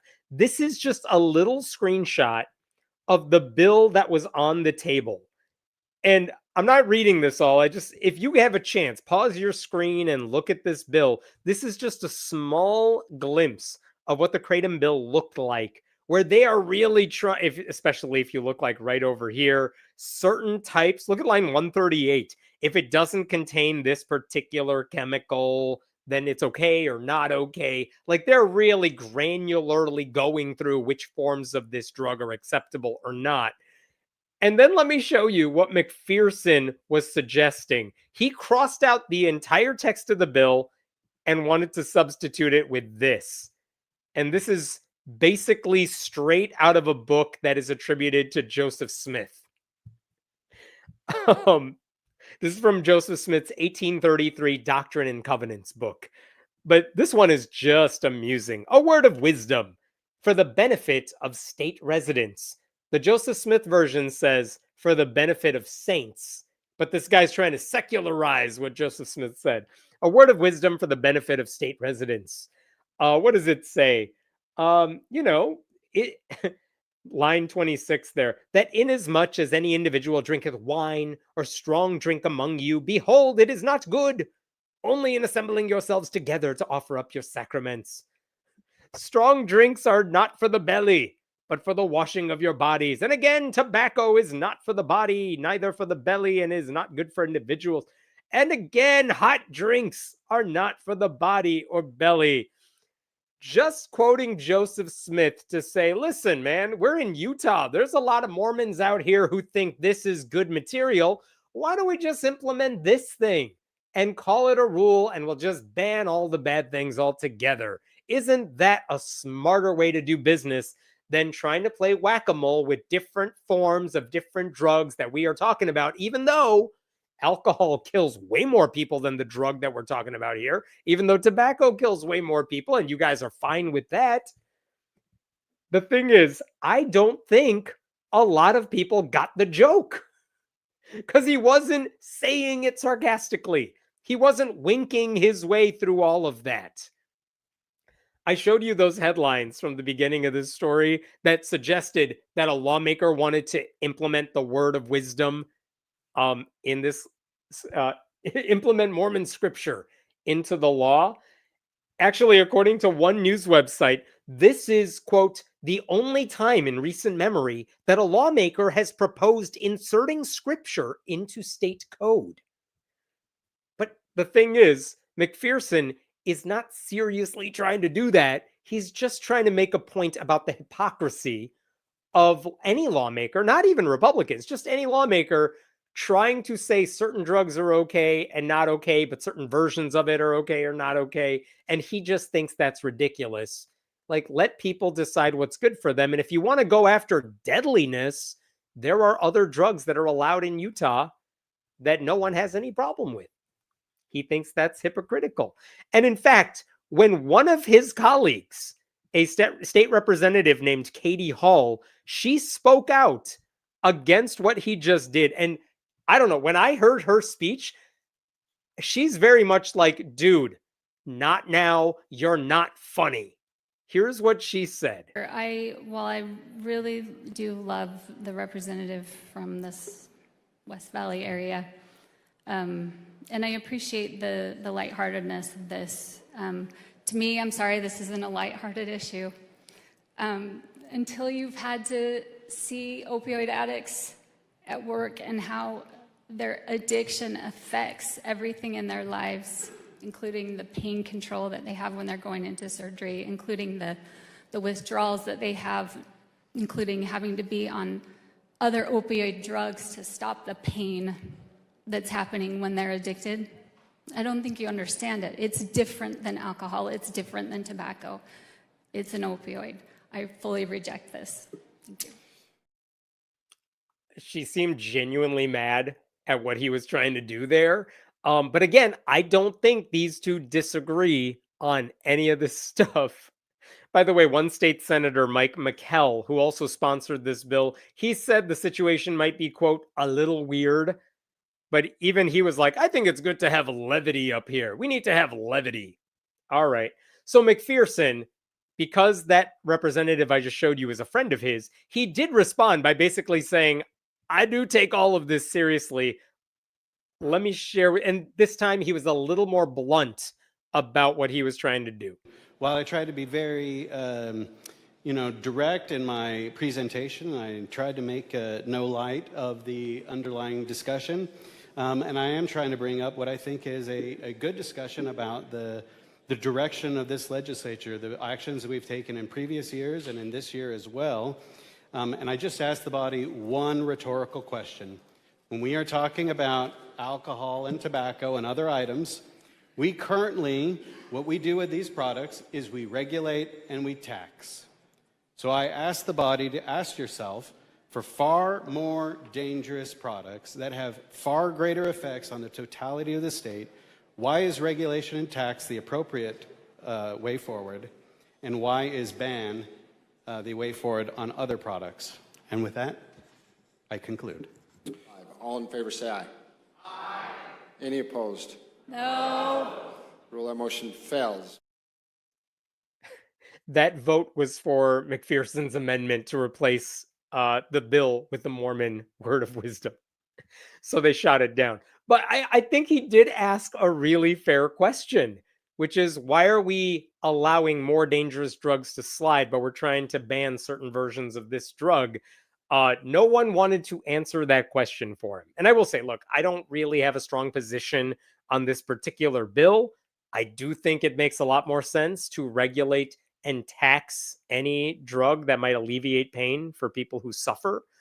But what struck me as interesting about this conversation is not the merits of that particular bill. It's the way people wrote about it. I showed you the headlines. The headlines were things like, this lawmaker wants to write the word of wisdom into Utah law. And if you look at the conversations people were having on places like Reddit, a lot of people really did believe this is another example of a Republican lawmaker trying to shove his religion onto other people. And it's like, they did not get the joke. They did not get what he was trying to do. So I reached out to McPherson basically because the question that was burning in my mind is, how do you feel about the fact that no one seems to understand your joke? Like, do you feel bad that everyone thinks you're like a Christian nationalist trying to shove your religion into the law, even though you were trying to make a really good point? And he did respond, to his credit. They're not in session right now, and I think he was on vacation, but he did respond to me, to his credit. And basically, here's what he told me. He said his concern is that this bill was not serious because it's not going after consumption. It's not going after purchasing or users. It's going after the sales and manufacturing. In other words, they're going after businesses, which he thought was going to be bad because it's going to push the production of kratom products out of state or online. Like, why not let in-state businesses benefit if people want this particular drug?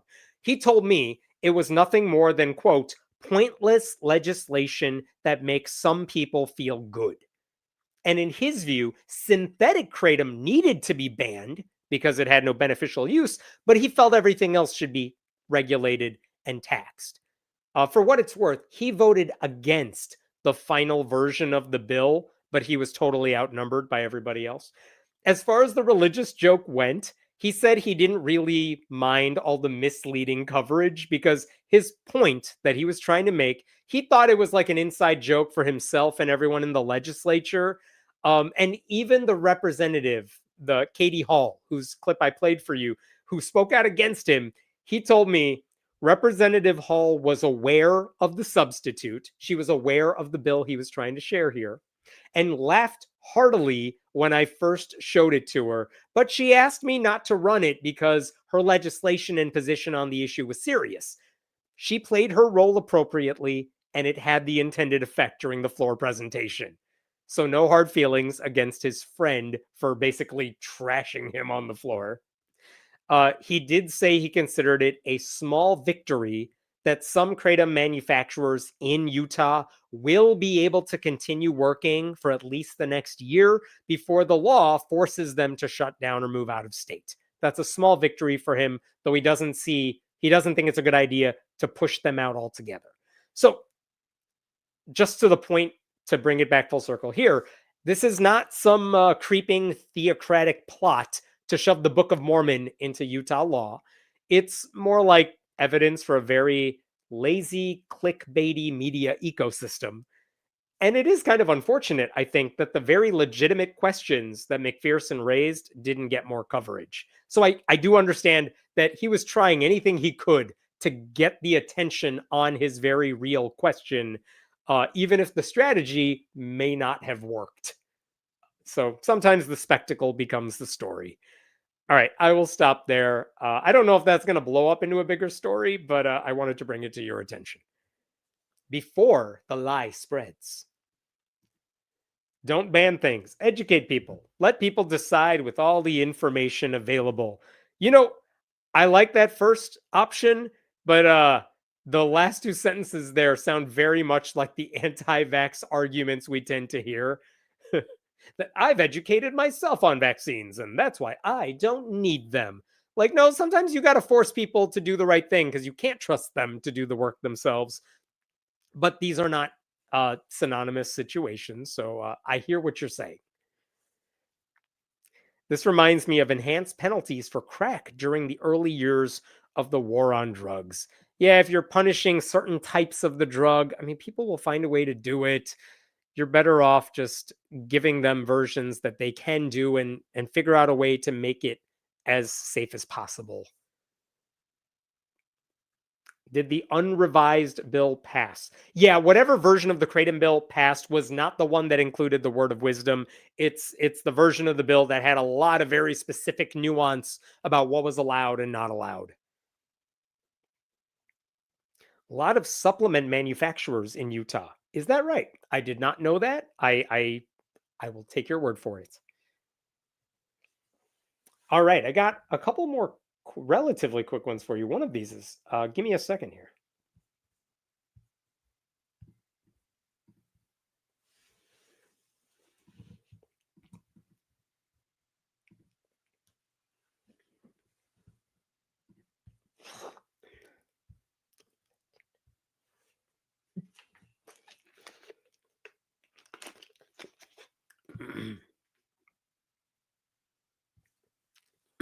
Okay. I have no idea what the answer to that is. Really interesting. Okay. This is a story that is starting to blow up, especially in Christian circles, and I just wanted to bring it to your attention. And it involves it kind of centers around this op-ed right here. It was published in Christianity Today at the end of February, right after we saw all that stuff happening with ICE terrorizing communities. And Samuel Rodriguez, who is very much like an evangelical who pals around with Donald Trump, he wrote this essay for Christianity Today saying ICE is devastating some Latino churches. And check this out, how it opened. Like the tagline here: one of America's leading Hispanic Christians witnesses the devastating effect of immigration politics on church life.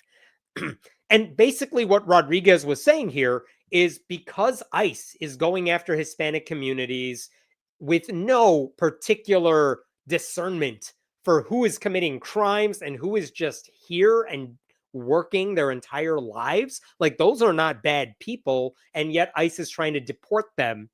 And what's happened as a result is that a lot of people are afraid to go to church.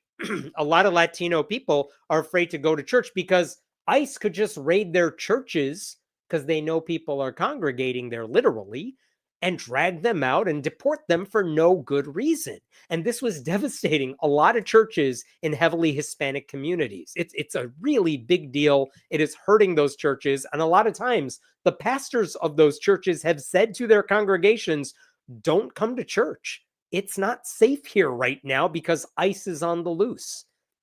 So Samuel Rodriguez, who is one of these guys who has campaigned for Donald Trump over the years, is in Christianity Today, basically saying ICE is going too far.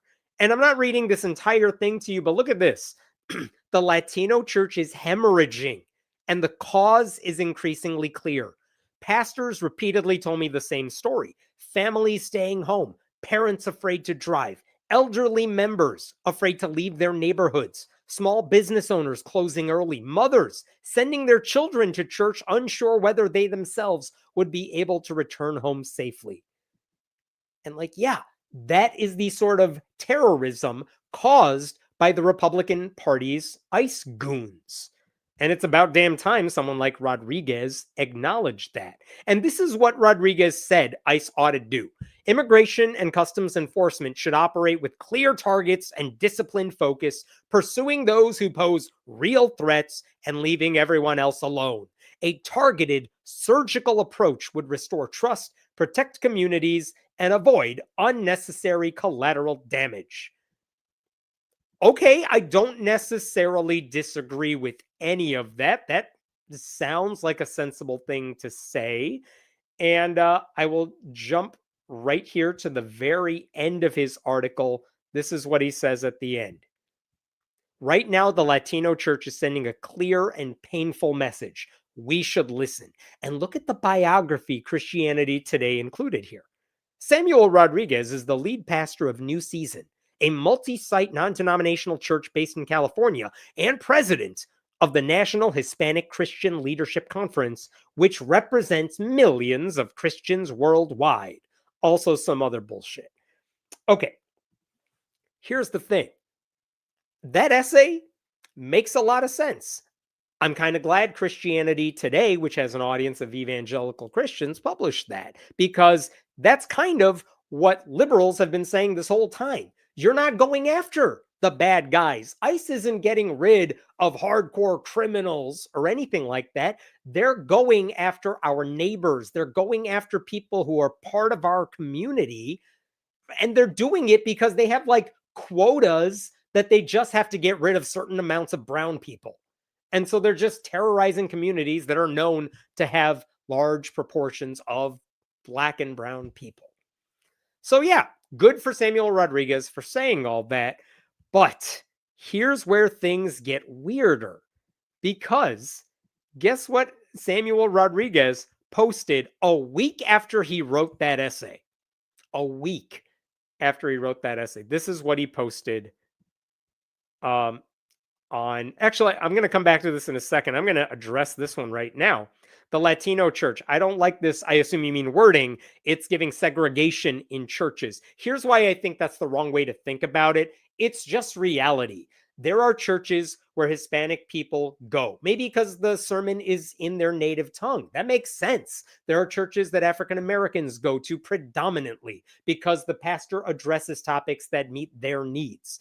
And even though you would imagine, well, then what's a white evangelical church? They address different things too. Was it Martin Luther King Jr. who said, like, Sunday mornings are some of the most segregated times in America? It's not pro-segregation, but it is the reality of the situation. So I just wanted to point that out. Anyway, this is what Samuel Rodriguez said a week after he posted that. Yesterday, I had the privilege of joining a group of faith leaders in the Oval Office to pray with and over the President of the United States during a moment of significant responsibility for our nation and the world. Look at this. What made the moment especially meaningful was the context in which it occurred, as the President continues to serve as Commander-in-Chief during Operation Epic Fury. With U.S. forces targeting Iranian regime infrastructure and missile capabilities, the Oval Office was opened for prayer. Moments like this serve as a powerful reminder that faith still has a place in the highest rooms of leadership, and that prayer remains one of the most meaningful acts we can offer on behalf of our nation. And Rodriguez also posted this photo right here of him and Donald Trump. Which brings us back to, who is this guy again? Samuel Rodriguez is the head of a very large organization that claims to represent a lot of Hispanic American people. He is also buddy-buddy with Donald Trump. He has been pushing for his presidency for the past 3 election cycles. He has been in the Oval Office many, many times over. And in fact, among the pictures he shared with people when he shared that tweet, I can show you here, he was part of a large group that was praying with Donald Trump. He also shared this video, if this will go, of everyone praying over Donald Trump. He's somewhere in there. But like, this is the Samuel Rodriguez I'm used to, because he's a right-wing hack who basically uses religion to emphasize why people should vote for Donald Trump. So that's how everyone should know Samuel Rodriguez. But it is interesting and kind of weird that he wrote that essay for Christianity Today saying, hey, maybe ICE is going a little too far here.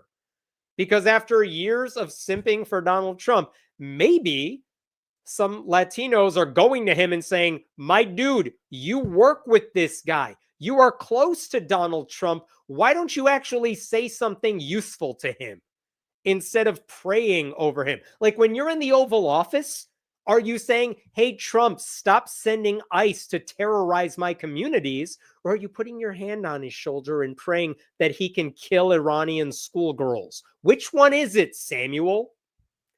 So no one seems to know the answer to that one. And this is where it gets interesting, because this week there was a new website that was released, that was published. It's called wearenotAmonolith.com. This is seriously the formatting of the website. And look at what it says here. A public statement on media representation and the Latino Christian community. And I'm reading just the highlighted bits here. Yet too often, national media portrays the Latino Christian community as if it were represented by a single leader, organization, or political perspective. That portrayal is not accurate. And all of that is code for, hey, reporters, stop going to Samuel Rodriguez as if he represents us. We don't like him. In response, Latino Christian pastors, scholars, and ministry leaders from across the country have come together to release a public statement calling for greater integrity, nuance, and accountability in how Latino Christians are represented in national media. Our message is simple. No single individual or organization speaks for the entirety of the Latino Christian community. We are not a monolith. We are a multitude. And I get why they're mad about this, because every time there is a question about what the Latino American people are doing about anything, and they want to speak to a representative of that community, they always seem to go to Samuel Rodriguez, who is a MAGA cultist who is in Donald Trump's lap all the time. Just because he wrote one op-ed saying ICE goes too far, he's also buddy-buddy with Trump. And I think a lot of Hispanic Americans are furious that he is still the go-to guy every time, because they're like, we're here. We don't like Trump at all. We're not voting for the guy. You may have even seen this in Texas, especially Texas, where even though the heavily Hispanic population in Texas went for Donald Trump in 2024, they have started coming back to the Democratic Party. James Tallarico won his Senate primary just a week or two ago, largely because he was able to win over the Hispanic population who are Democrats and voting in that primary. So they're basically saying Samuel Rodriguez doesn't speak for us. And in a more specific statement, they went after him, Samuel Rodriguez, very, very bluntly. Check this out. This is their longer statement that they're asking people to sign on to. And just look at some of this. Mainstream media has circulated the narrative of the NHCLC, which is the group that Samuel Rodriguez runs, as the largest Hispanic Christian organization in America, claiming representation of over 40,000 Hispanic churches in the U.S. These figures are self-reported and have not been independently verified, yet they are repeatedly affirmed by various media outlets through what is often described as shortcut source journalism. Additionally, Christianity Today has perpetuated the claim that Reverend Samuel Rodriguez represents millions of Christians worldwide. This is not only inaccurate, but also reinforces the misleading notion that a single leader can speak for the breadth and diversity of the Latino Christian community. Wow. So they're not just going after Rodriguez for lying about how many people he represents. They're going after Christianity Today for taking the bio he gave them, presumably, and just republishing it without doing any kind of fact checking. They say at the end of later in this, the public witness of Reverend Samuel Rodriguez and the National Latino Christian Leadership Conference has increasingly raised serious concerns among many Latino Christians. Basically, they go on to say they're minimizing suffering experienced by immigrant families or that justify policies causing harm within our communities. So very, very interesting statement. Our call to the media is therefore simple. We urge journalists and editors to broaden their engagement with Latino Christian leaders, scholars, pastors, and institutions across the country. The Latino Christian community is vibrant, diverse, and deeply committed to the flourishing of our nation, and its public witness cannot and should not be reduced to a single Samuel Rodriguez, is what they're getting at. Responsible journalism requires listening to the many voices that shape our communities and representing the full breadth of Latino Christian leadership with the accuracy, complexity, and integrity it deserves. And I love that because I love that they're going after Samuel Rodriguez. And I do get it because I get pissed every single time there is an article about atheists in America and reporters always want to quote, it seems, from like Richard Dawkins. And it's like, that transphobe does not represent me. Don't go to him. There are so many other people you could go to. Or if they go to an organization, they go to like one or two handful of representatives, even though a lot of people who probably speak for a broader segment of the atheist community, and I say that very loosely, they never talk to them. It's always the same people. And in this case, the Latino, the Hispanic Christian population, everyone always goes to Samuel Rodriguez, who is a Trump supporter, and they're really upset about that. So very interesting that they're putting out that statement. And one of the Roy's report, which does a lot of investigative reporting, they spoke to one of the people who pushed back against Rodriguez. Look at what he said. Reverend Rodriguez hasn't had a change of heart, said Carlos Malave, president of the Latino Christian National Network, of his interpretation of the op-ed. I believe that the reason he is doing that is because he's starting to feel a strong pushback.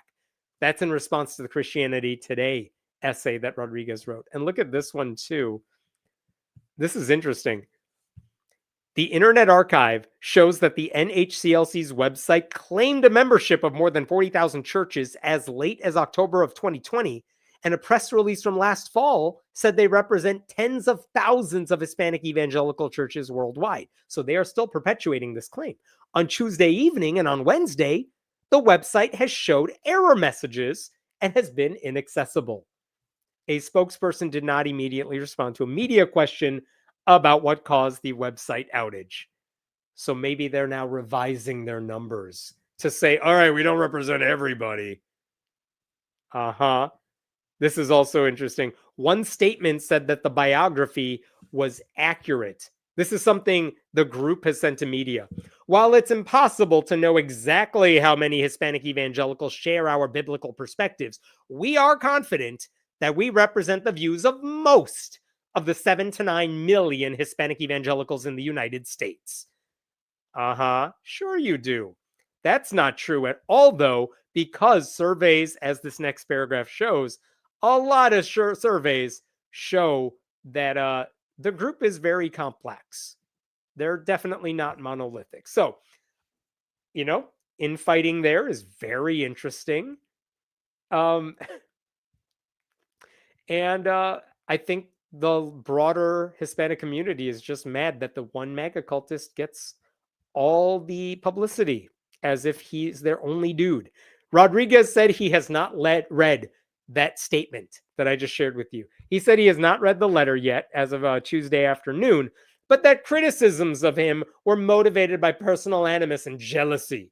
I've never claimed to represent the woke evangelical left.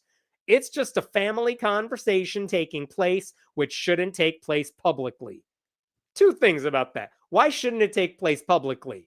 It absolutely should. You can have this disagreement out there for everyone to see. That's healthy and good. And also, I've never claimed to represent the woke evangelical left. What sort of unifying message is that? Because who is he saying is the woke evangelical left? Is it the people who don't like Donald Trump because he's an asshole? Like, that's not woke. That's just like normal at this point.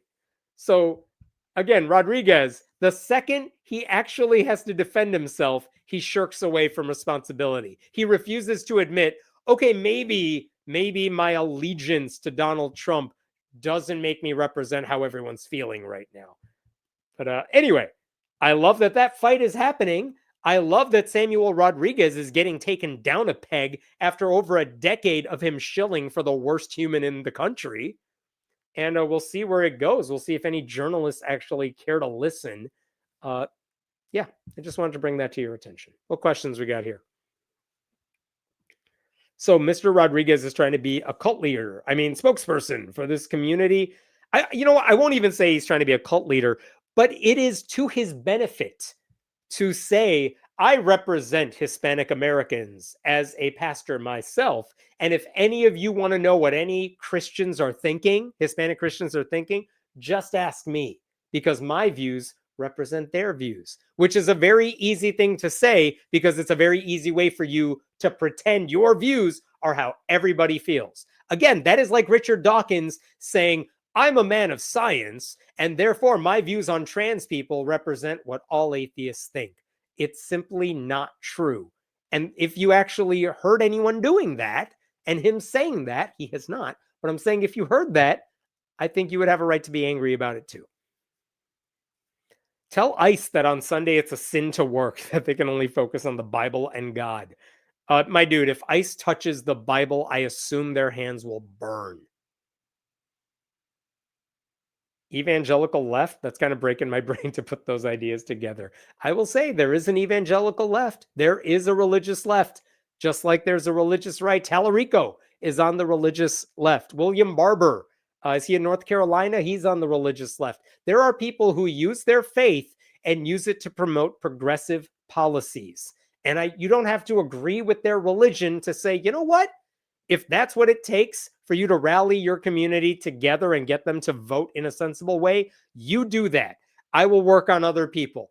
Like, I am fine with the religious left because when they are in power, they are not trying to use the law to shove their religious views down everyone's throats. It's like Raphael Warnock, great senator, a pastor, wonderful human being, as far as I can tell. And even though he uses religion all the time when he talks, when he pushes for laws, he supports separation of church and state. I'm all for that. Great. Let's have more Christians like that. Hello, I am the spokesperson for 68 million Latino Americans. Throwback to the military religion org. Yeah, Military Religious Freedom Foundation, where every letter they get is like, hello, MRFF, I am a soldier, and I am speaking on behalf of 57 of my fellow soldiers. 37 of us are Christian. 2 of us are Buddhists. 1 of us is Jewish. And we all elected me to be the spokesperson. And I just want to tell you that my commander just said exactly the thing you want to hear. All right, I got one last story for you. It's a quick one. Give me one moment here.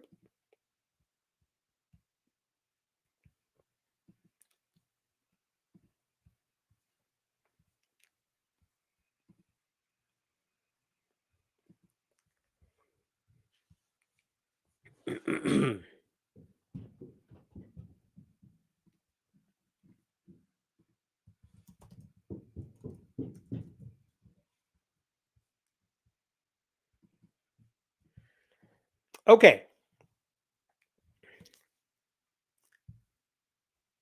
So I just did a story about Samuel Rodriguez, who is the president of the National Hispanic Christian Leadership Conference. Well, the vice president of that organization is a guy named Tony Suarez. And just like Samuel Rodriguez is basically a MAGA cultist who every now and then is like, maybe Trump went too far, even though he really doesn't believe that. Suarez is like a dyed-in-the-wool MAGA cultist whose allegiance is to Donald Trump. And he said something recently that is absolutely insane. And so, I had to share it with you here. So Suarez was at some event and he talked about a conspiracy theory in the Bible Belt. I will play it for you. I will allow you to roll your eyes as you hear it, and then we will talk about it. I live in East Tennessee. I've told the story on Flashpoint before that when one of my kids was in middle school, there was kitty litter boxes in the public schools for the boys or the girls that identify as furries. Yeah. I mean, this is in the Bible Belt. So we have to be watchmen on the wall and say, No, we're going to recover Los Angeles, Chicago, but also the Bible Belt, Tennessee, Texas, Kentucky, Alabama. On our watch, we're not going to allow this, whether it's Islam, wokeism. It cannot infiltrate our schools, and it's going to take moms and dads that are committed to being those watchmen on the wall for the children. Yeah, so this guy claims that at his kid's school, there were kitty litter boxes in the school because kids identify as furries. And this is happening in the Bible Belt, he says. So it's deeply concerning. And this is one of those conspiracy theories that you see people on the right making. At no point ever has the follow-up question been answered. Name one place where that is actually happening. Tell us the name of the school. It's never happened before. And in fact, NBC News a couple years ago, what year was this? This was in 2022. A handful of their investigative reporters actually dove in to this particular issue, how an urban myth about litter boxes in schools became a GOP talking point. And the most salient paragraph in this entire story, if I scroll down here enough, is this one right here, because there was a school that got a lot of phone calls basically asking, like, why are you catering to furries and stuff? Look at this. The Jefferson County School District disputed the claims by one right-wing conspiracy theorist and said its dress code prohibits costumes at school, so no furries. The district where Columbine High School is located in Colorado has been stocking classrooms with small amounts of cat litter since 2017. So it is true. There is kitty litter in the classroom. Why? It is part of go buckets that contain emergency supplies in case students are locked in a classroom during a shooting. The buckets also contain candy for diabetic students, a map of the school, flashlights, wet wipes, and first aid items. So are there litter boxes in some public school classrooms? Yes, there are. Why? Because if your school is on lockdown because of a shooter, what happens if a kid has to go to the bathroom? You can't let them out into the hallway, so they have litter boxes in classrooms because of the scourge of school shooting. That is why they have litter boxes in some classrooms. And yet, the way people on the right have spun that, because they don't even acknowledge that school shootings are a real issue anymore, the way they've spun that is to say the reason they have litter boxes is because kids want to dress up as animals and pretend to be animals, and they dress up as furries, and the schools allow it because these people are insane. And they'll believe anything some loud, confident white guy with a microphone says.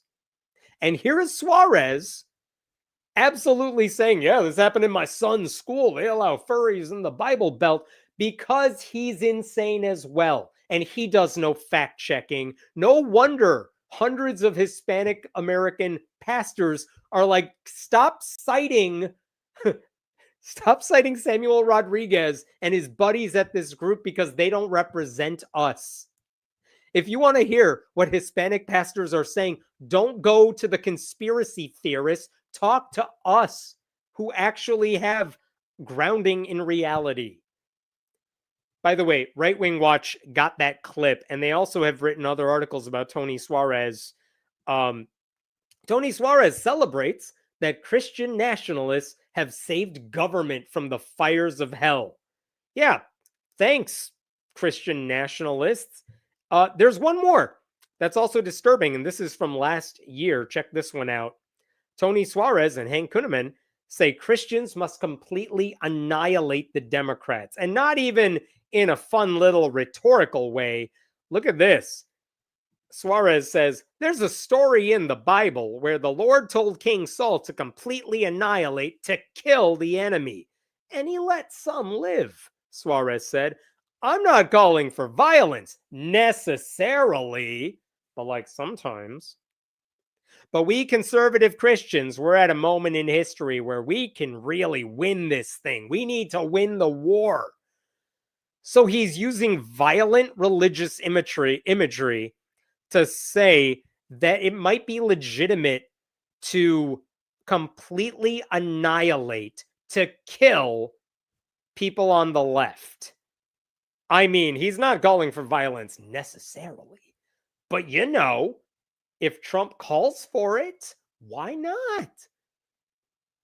This is a guy who runs a Christian group. I want to repeat this one more time because I think it is really relevant. He helps run as vice president the National Hispanic Christian Leadership Conference, which claims to represent tens of thousands of Hispanic churches and millions of Hispanic Christians. That guy, the furries exist in my kids' school in the Bible Belt guy, who has, he's part of the MAGA cult. This guy is still out there, and he's in a position of leadership. He's not some random dude on the fringe. That's, I think, the point I want to make. This is not some rando whose clip we just got. It is a guy in leadership, and he has the voice of the president. It is disturbing. I can't believe people listen to this stuff and they let guys like Suarez say it and get away with it when there is actually a plausible and very disturbing explanation for the thing he is saying. I had to hear it, so now you have to hear it. I will stop there. Any questions here otherwise? So basically, it's so kids can relieve themselves. The litter boxes, yeah. So kids can relieve themselves and the results can be cleaned up tidily once the emergency is over. Yeah, that's why they have litter boxes in many classrooms. It's because you might be stuck in those classrooms for several hours under lockdown. And think of what the alternative would be if you did not have those litter boxes. It's disturbing to think about, but that's the reality for so many kids going to school these days because Republicans won't do a damn thing about guns. This BS story should have died years ago. I agree.